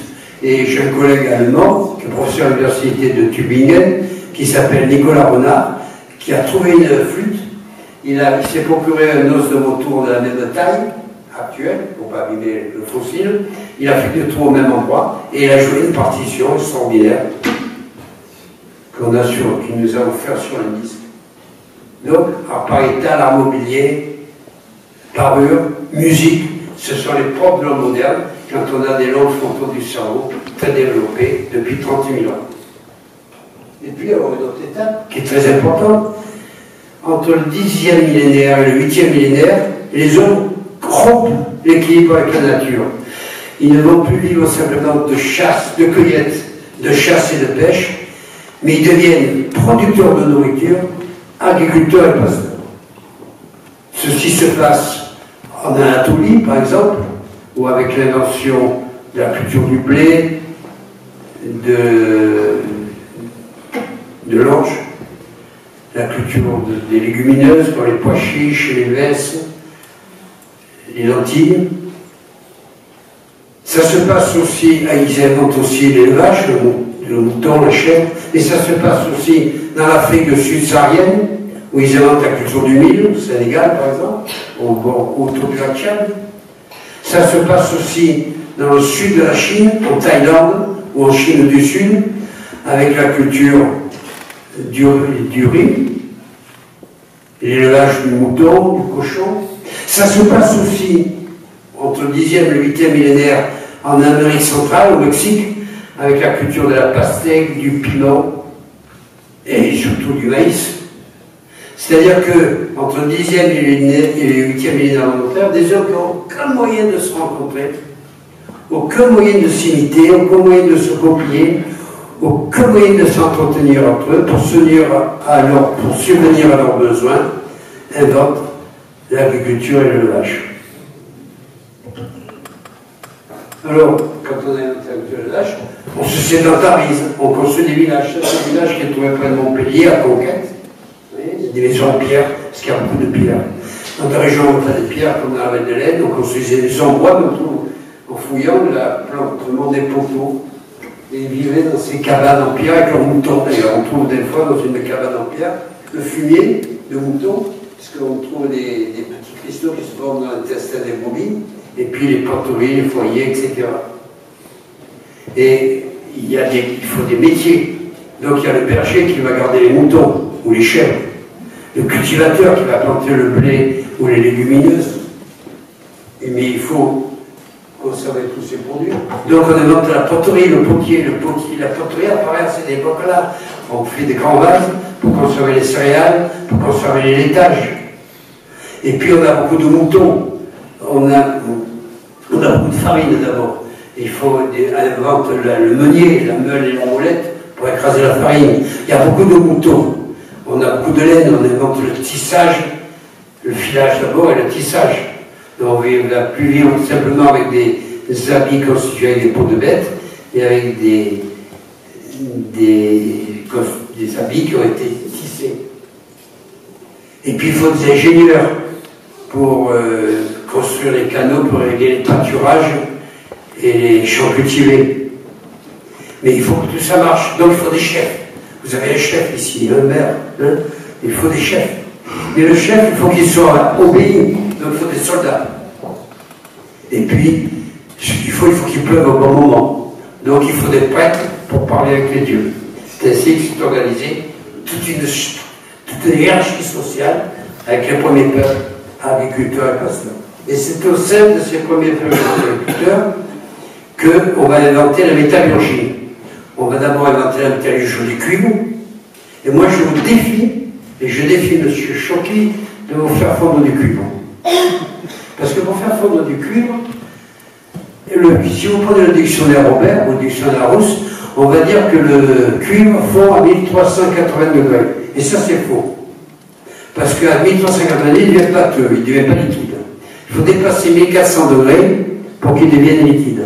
Et aucun feu naturel ne dépasse 600 degrés. Vous pouvez faire un énorme, on va dire à Choquy d'amener un énorme tas de bois, on va vous tricher, on va vous donner un briquet pour l'allumer, et vous n'arriverez pas à prendre le feu. Mais les hommes étaient intelligents, ils avaient inventé de la poterie, donc ils faisaient de longs tubes creux, on met le tube, on fait un tas de chambres de bois, on met le tube dans le foyer, au bout du tube, on met un souffleur pour le mouton, et si au bout d'une demi-heure, la température monte, et au bout d'une demi-heure, le feu devient vert, et c'est que le cuivre est fondu. Mais alors on va faire d'abord une hache en cuivre. Une hache en cuivre, ça ne sert à rien. Si au troisième coup, le tranchant s'aplatit et vous ne pouvez plus l'utiliser. Donc là, c'était des objets symboliques. Et plus tard, à partir de 1800 ans avant notre ère, l'homme était génieux, a eu l'idée d'ajouter de l'étain dans le cuivre fondu. Et il a fait du bronze, ce qui est très solide. Et c'est au sein de ces peuples métallurgistes, au sein de ces peuples Victor Pasteur qui sont devenus métallurgistes, que les hommes vont inventer les premiers idéogrammes. Alors les premiers idéogrammes, c'est l'écriture cunéiforme de Sumer entre le Tigre et l'Euphrate, qui apparaît 3300 ans avant notre ère. 3300 ans avant notre ère. Et puis, dans le delta du Nil, vers 3200 avant notre ère, apparaît l'écriture hiéroglyphique égyptienne. C'est les premières écritures. Mais ce que vous ne savez peut-être pas, c'est que l'écriture a été aussi inventée en Europe. Et je vous invite à venir visiter la région du Mont-Bégaud. Là, vous avez un massif qui est situé à 80 km au nord de Nice, dans le massif du Mercantour, où entre 2000 et 3000 mètres d'altitude ont été découvertes 4150 roches gravées, 4150 roches gravées, sur lesquelles il y a plus de 100 000 gravures qui sont inscrites dans la pierre, qui sont des idéogrammes, qui nous transmettent les préoccupations économiques et les mythes cosmogoniques des premiers peuples métallurgistes des Alpes méridionales. Voici une roche gravée avec des gravures, vous voyez, que vous voyez ici, qui sont sur la roche, des corniformes, des niens. Et la gravure la plus importante, une gravure importante, de côté, c'est ce qu'on appelle dans la tradition populaire le chef de tribu. En fait, ça représente le sorcier, en fait, ça représente le dieu Bégo, le dieu de l'orage. Vous voyez, il a les bras levés, il brandit les poignards. C'est le dieu qui brandit la foudre, comme Zeus chez les Grecs ou Jupiter chez les Romains. Voici sa reproduction. Vous voyez, il a un corps avec des bras levés, une barre horizontale qui évoque le front, une barre horizontale qui évoque les joues, une barre verticale qui évoque le nez avec une gorge évoluée, deux barres obliques qui évoquent les moustaches, 7 cupules qui évoquent les dents et 2 cupules qui évoquent les yeux. Et il brandit 2 poignards qui évoquent la foudre, c'est le dieu de l'orage, dispensateur de la pluie fertilisante, qui brandit la foudre. C'est une nouvelle étape importante. L'invention de l'écriture a permis aux hommes de transmettre des messages à travers le temps et à travers l'espace. Et puis, l'histoire de l'humanité ne s'arrête pas là, elle va continuer. Elle va continuer. Et aujourd'hui, nous sommes dans l'atmosphère, les hommes sont capables de communiquer entre eux grâce à ces petits instruments. Vous vivez une nouvelle étape extraordinaire dans l'histoire de l'humanité. Vous êtes avec ça en relation avec tous les hommes de la Terre, avec toutes les encyclopédies, avec tous les musées, avec tout ça. C'est une nouvelle étape. Et chacun d'entre vous, dans votre métier, vous construisez l'avenir de l'humanité. Je vous remercie.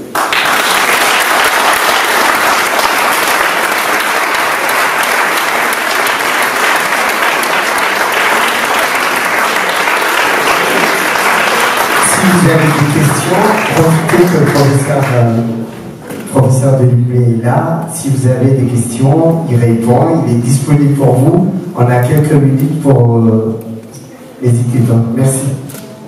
Je pense que vous allez m'entendre. Pouvez-vous nous rappeler pourquoi l'homme de Néandertal a disparu? L'homme de Néandertal a disparu vers entre 42 000 et 35 000 ans. Et pourquoi a-t-il disparu? Alors, il y a plusieurs théories. On pourrait dire que l'homme moderne qui arrive du Proche-Orient, l'homme de Néandertal comme l'homme moderne dérive de l'Homo erectus. En Afrique, il a apparaît plus vite, et c'est à partir de l'Afrique, peut-être vers 150 000 ans, le Proche-Orient 100 000 ans, la Bulgarie 50 000 ans, et l'Europe 40 000 ans. Alors on pourrait dire que l'homme moderne a apporté un outillage beaucoup plus perfectionné. Moi, personnellement, si je voulais me défendre, je préférerais une pointe moustérienne de l'homme néandertal que les petites lamelles du four des hommes modernes. Bon. on n'a jamais trouvé d'individus néandertaliens qui ont été blessés, cassés, qui ont été tués, potentiellement. Moi, ce que je pense, c'est que d'abord, les Néandertaliens avaient des difficultés à se reproduire. On connaît une sépulture en Dordogne, de la Furacie, où il y a un homme, une femme et 5 enfants, nouveau-nés, ou presque. C'est-à-dire qu'il y avait une très forte mortalité infantile. Les gens ne vivaient pas au-delà de l'espérance de vie, c'était 25, contre laquelle ils étaient immunisés, alors que les Néandertaliens n'étaient pas. Quand les Espagnols sont arrivés chez les Taïnos, on a parlé de génocide des Taïnos, non, pas de génocide. Ils ont apporté la rougeole, la variole, contre certains ils étaient un peu immunisés, les Taïnos ne l'étaient pas, ils ont disparu très rapidement. Et je pense que les hommes modernes en arrivant ont fait ça. Mais il y a eu quelques échanges génétiques, il y a eu quelques rapports entre des hommes modernes, des femmes modernes et des Néandertaliens, si bien que vous avez tous à peu près 3%, pas beaucoup, hein, 3% de patrimoine génétique néandertalien.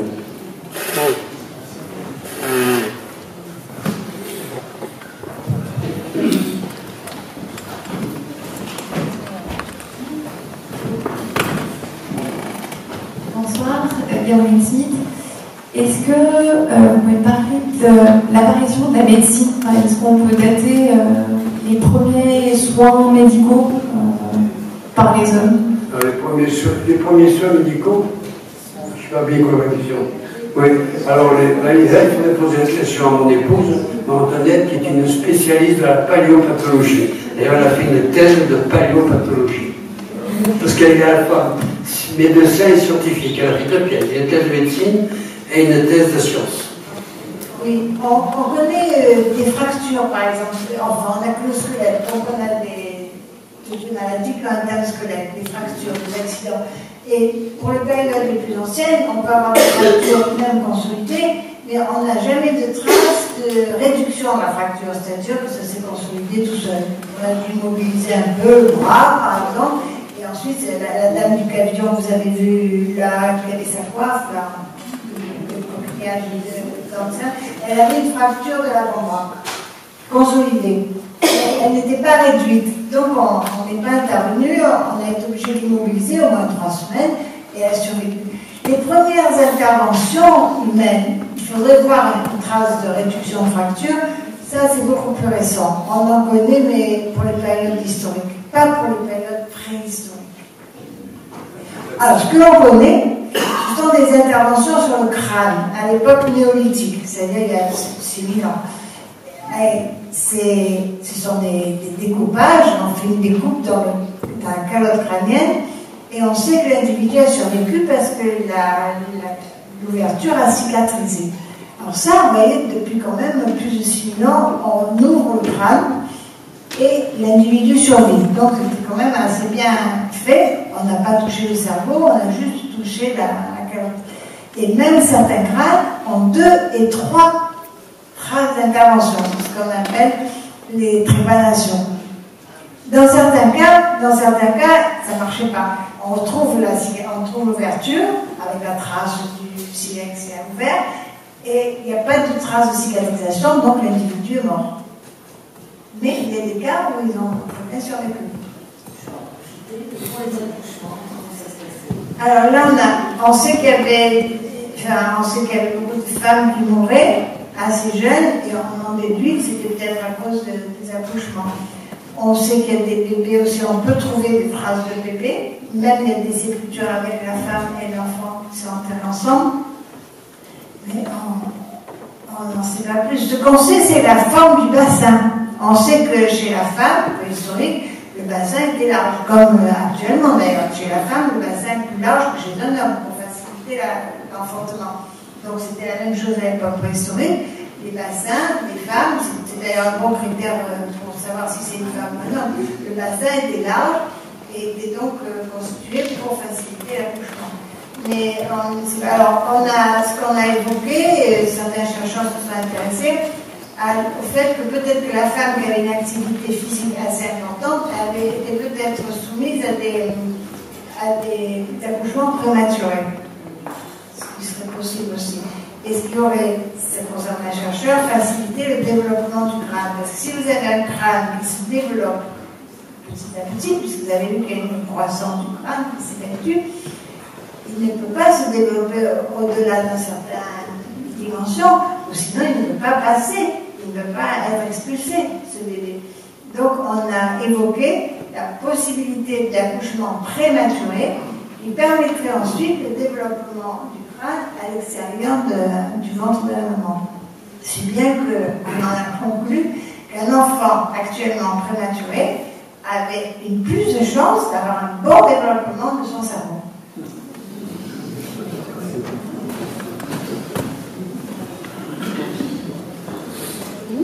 Vous avez une question?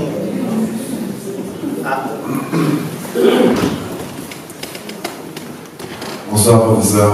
Tout à l'heure vous avez parlé du développement, de la cohérence du développement au niveau pastoral et de l'agriculture sur les différents continents. Qu'en est-il de la dimension chamanique? Est-ce qu'il y a une cohérence également sur les différentes populations qui se sont déplacées et développées sur les différents continents? Merci. Chamanique.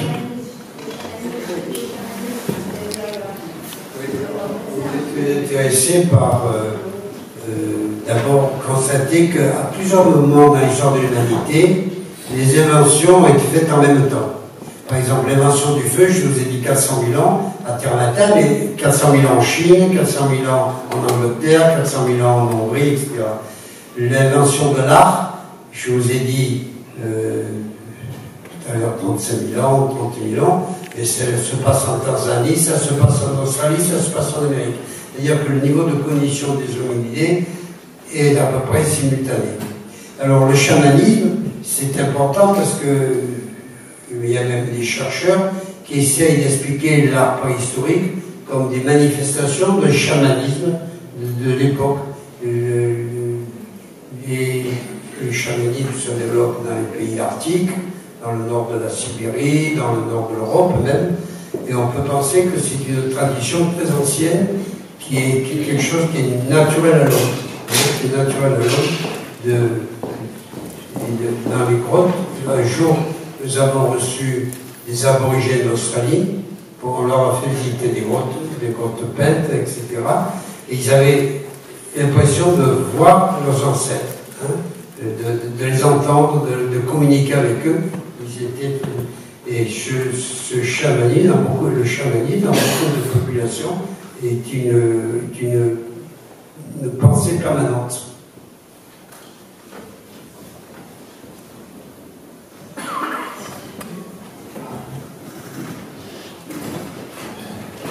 Bonsoir. Vous présentez une certaine homogénéité de l'évolution de l'homme sur les différents continents, sur les différents espaces. Pourtant, il reste encore des ethnies, des populations qui n'ont pas évolué. Alors, est-ce que la distance de temps qui n'ont pas évolué par rapport à d'autres, hein, est-ce que le temps que vous évoquez, qui est plutôt en millions d'années, et celui que nous connaissons aujourd'hui, n'explique pas éventuellement la persistance de certaines ethnies? Je pense en particulier à l'Éthiopie, notamment dans le sud de la vallée de l'Omo, où nous avons encore là des populations qui paraissent encore relativement éloignées de ce que nous connaissons aujourd'hui en Europe ou dans d'autres aspects. Oui, l'évolution de l'homme est une évolution arborescente. Et il est évident que, grosso modo, l'humanité évolue globalement en même temps, et avec des acquisitions, comme je viens de vous le dire, qui sont simultanées sur les différents continents, dû à l'évolution de la cognition. Mais il y a des petites différences. Et il n'y a personne actuellement qui vit comme on vivait à l'époque de Néandertal, où personne ne vit comme on vivait à l'époque. Et ces populations de l'Éthiopie du Sud, ce sont des pasteurs. Hein.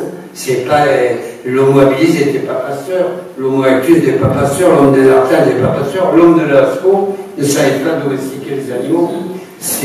Donc on peut dire que les hommes aujourd'hui, alors il reste encore quelques peuples qui sont très peu, quelques peuples en particulier dans l'Afrique du Sud, à l'ouest de l'Afrique du Sud, en Namibie par exemple, qui sont encore des peuples cueilleurs, mais si vous voulez, c'est des petites différences. Tous les hommes sont des hommes modernes. Nous avons tous un front vertical, plus ou moins, avec des bourrelets plus ou moins forts, etc. Donc il y a des petites différences, mais grosso modo, l'évolution de l'homme, les grandes étapes sont bien individualisées, alors il y a des retards dans certaines régions, etc.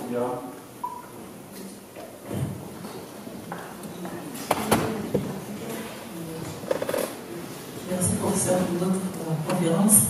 J'ai beaucoup appris et j'en suis ravie. Vous avez parlé de l'angoisse métaphysique. L'angoisse métaphysique chez l'homme, angoisse les yeux. Oui, l'angoisse métaphysique. Bien sûr, chez l'homme, chez les premiers géants de Néandertal et au Proche-Orient, dans une même culture qu'on appelle moustérien, on a ce qu'on peut appeler des formes un peu plus évoluées que le Néandertal d'Europe, qu'on pourrait appeler des hommes archaïques qui enterrent leur mort. Et c'est la nécessité de savoir ce que signifie l'homme, qu'est-ce qu'il représente. On s'interroge sur sa signification et surtout on refuse la mort, on veut poursuivre sa route dans l'au-delà. C'est ce que j'appelle l'angoisse métaphysique. Et ceci apparaît avec vers 95 000 ans à Calais ou dans des sites comme la sépulture que je vous ai présentée de la chapelle au sein, où on enterre le mort dans une fosse avec des offrandes pour le voyage dans l'au-delà.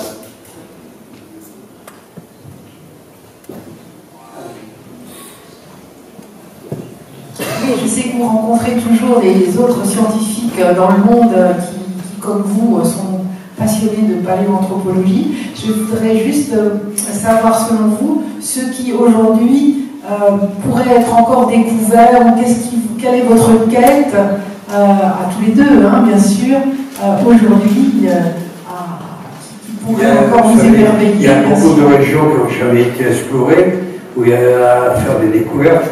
Mais en général, les grandes, chaque fois qu'on trouve quelque chose, si vous voulez, ça confirme, ça complète ce qu'on connaît, mais ça permet de préciser certains détails.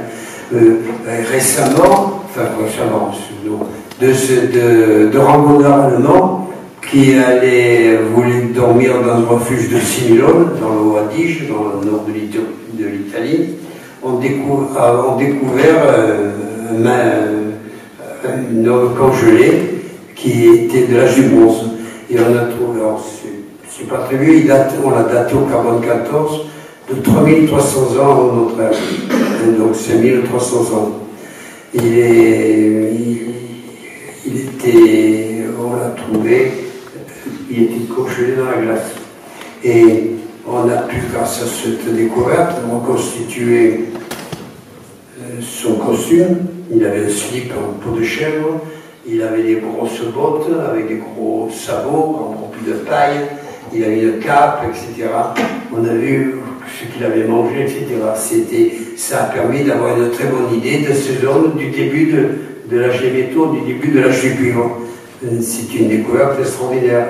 D'ailleurs, quand on l'a trouvé, c'est un peu cocasse, les deux Allemands qui l'ont trouvé sont allés voir tout de suite des carabiniers italiens en disant qu'ils ne savaient pas que c'était un homme fossile. Alors ils croyaient que c'était un carabinier de dire c'est pas chez nous, personne n'a disparu, allez voir plutôt, c'était juste à la frontière italienne et Autriche.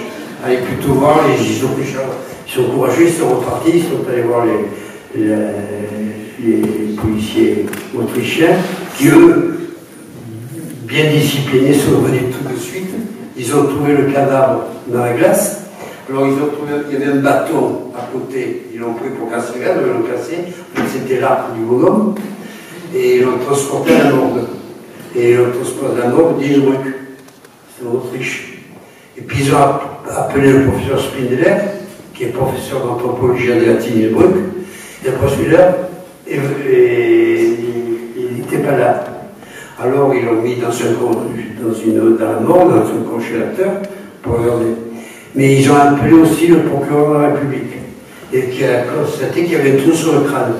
Alors il a déposé une plainte contre exfiltration. Et puis, le lundi matin, le professeur Spindler est arrivé. Il a vu qu'il y avait une hache en cuivre, que c'était un homme préhistorique. Alors il a dit que la mort remontait au moins 2000 ans avant notre ère. Bon, donc, il y a une prescription pour que la République en déjà retirer sa plainte.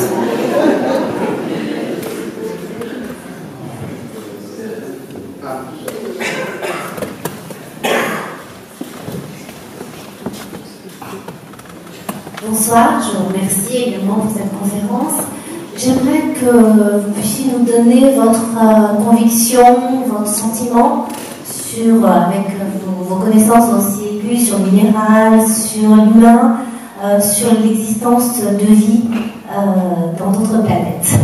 Si on peut trouver les... Oui, maintenant on sait qu'il y a beaucoup de planètes, on a plusieurs centaines de planètes qui ont été détectées, soit par observation directe, soit par des calculs des variations de lumière qui indiquent qu'il y a des planètes qui passent dans l'étoile, mais on n'a jamais trouvé d'éléments qui permettent de dire qu'il y avait de la vie ailleurs.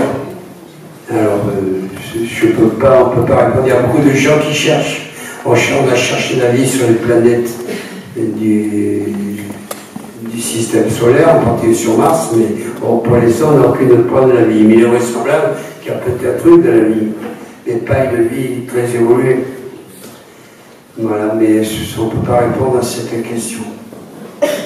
Alors, pour résumer un peu ce que je vous ai dit, vous voyez les grands états de l'aventure humaine, on va comparer l'évolution de l'homme. Alors, on va partir que depuis des premiers outils. Parce que pour moi, je pense que les hominidés, c'est des préhumains au départ.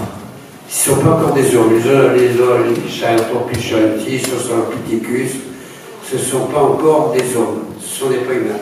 Et on va considérer que l'homme, enfin moi, je vous donnerai votre avis si vous voulez, et je pense que l'homme, c'est celui qui est capable de fabriquer des outils, celui qui a un langage articulé, chez qui déjà il y a des balbutiements de la pensée symbolique. Parce qu'il fabrique à cette époque-là des boules, qu'on appelle des bolas, qui sont parfois en quartzite, et parfois en quartz, qui sont rondes, qui sont assez grosses d'ailleurs.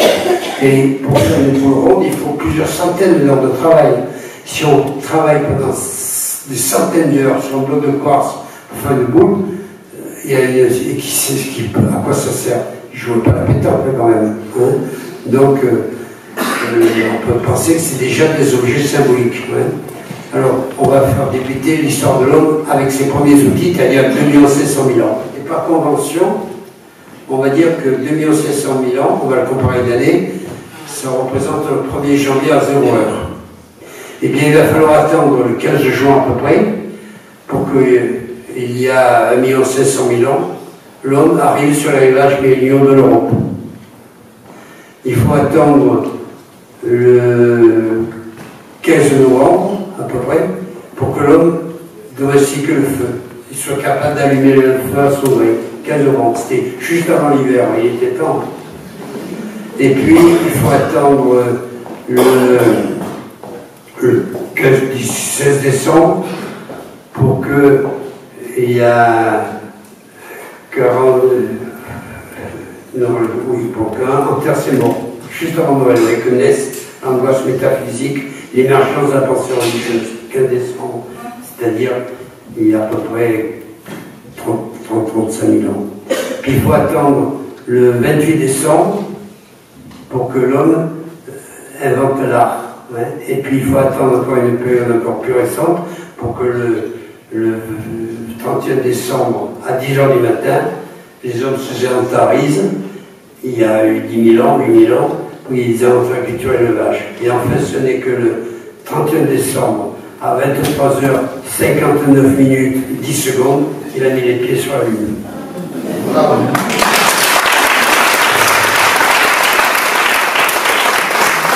Ah, il y a une question. D'accord. On va aller très vite parce que je pense que c'est pour la fin. Je vous remercie beaucoup de cette conférence qui est très intéressante. Je voulais juste savoir, parce que moi, je pensais bien que l'homme des Grimaldis, c'était une femme qu'on avait trouvée avec son enfant, l'homme des Grimaldis. Est-ce qu'il était néandertal ou Homo sapiens?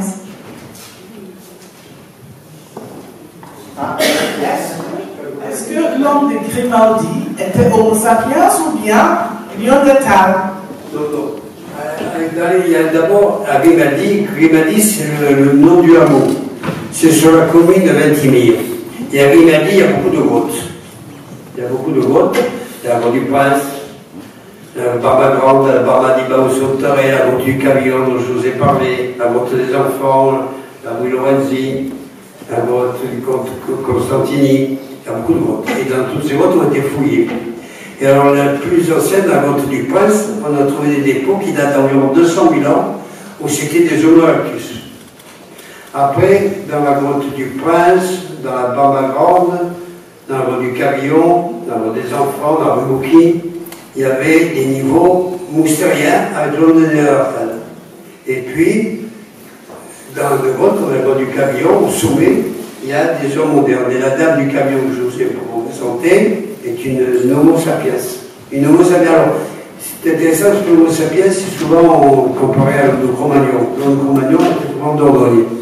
L'homme de Cro-Magnon, c'est une caractéristique de l'homme, c'est le premier homme moderne qui a été décrit. Mais si on fait la coiffe de la grotte du Cavillon, on ne peut pas la mettre sur le crâne de l'homme de Cro-Magnon, parce qu'il a un crâne plus large. Et on peut dire qu'elle avait un crâne plus... la dame du Cavillon avait un crâne plus gracile. Mais toutes les grottes de Grimaldi ou la grotte Saint-Candide de Pointe-Finale-Ligure, on a trouvé des hommes modernes avec des crânes plus graciles que ceux de l'ouest de l'Europe. Et on peut dire qu'il y avait déjà des variétés d'individus. Et la dame du Cavillon et ses congénères des grottes de Grimaldi sont très proches des individus trouvés en Europe centrale, à Brno, Pavlov, Adonis, Vestonis. Mais à cette époque-là, la mer est glaciaire. Une grande partie des océans. Et notamment l'aiguille pour faire la couture. Parce que c'est une outil en fait assez complexe et j'aurais aimé savoir quand c'était inventé en fait. Je pense que la couture va être assez ancienne, on ne peut pas bien le dater, mais on étudie les traces d'utilisation sur les outils taillés. On les étudie par observation à la loupe binoculaire, mais surtout par des observations au microscope électronique à balayage. Et on peut voir des usures, des produits qui peuvent être caractérisés de découpe de la viande, de travail du bois, aussi de frottement sur les peaux.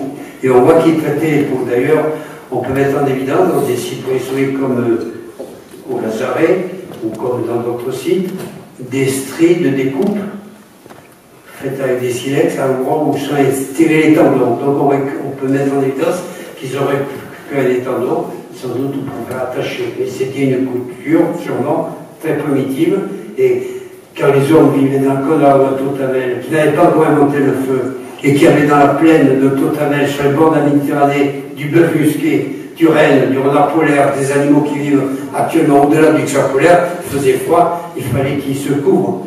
Donc ils utilisaient des feux. Mais la couture plus élaborée a été inventée à une époque précédente par l'homme moderne, madame.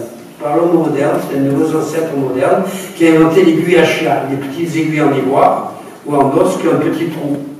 Et on connaît dans un site qui est situé en Russie, à peu près 160 km au nord-est de Moscou, qui s'appelle Sungir, une sépulture d'un enfant, non d'un adulte, mais il y a aussi d'enfants, mais d'un adulte, on peut dire qu'il était très bien habillé.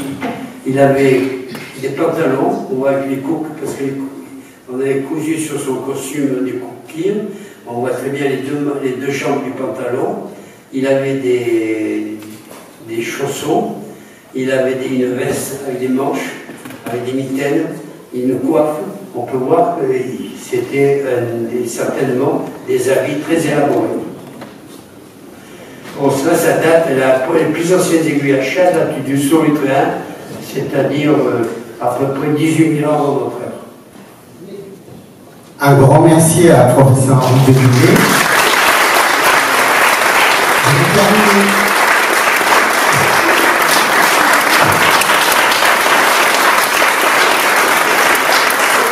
Je vais remercier Dunia, merci Madame l'adjointe du maire de Lyon, Pascal Huillier, merci de loin, de près, toutes les personnes qui vont se reconnaître, qui ont soutenu l'association France-Éthiopie. Et je vais laisser la parole à Madame Dunia pour qu'elle nous accueille parce qu'il y a un petit... Je vais laisser la parole. Et merci encore d'être venus nombreux, je ne m'attendais pas. Et merci à toutes les personnes qui ont travaillé sur la réussite de la soirée. Merci à toutes et à tous. C'est vraiment, vous parliez de passion, mais ce qui ressort, c'est cette passion commune. C'est j'ai pas parlé. S'il y a pour la suite, si vous voulez continuer, c'est sur le chemin de l'humanité, écrit par professeur Henri Delumlé, et avec beaucoup de personnes, des grands scientifiques, des chercheurs, des anthropologues d'Éthiopie, de Brésil, de l'Inde, beaucoup de personnes qui ont participé. Vous pouvez retrouver, et vraiment, moi j'ai commencé la moitié, j'ai pas fini, et c'est vraiment intéressant de poursuivre si ça vous intéresse. Merci encore, et je vais laisser Et puis on va vous inviter pour le pot de l'amitié. On finit toujours par quelque chose qui nous rassemble, et puis à Lyon, c'est aussi ces repas conviviaux. En tout cas, merci. Ça a été très passionnant, et vous nous avez fait vibrer tous les deux. Merci.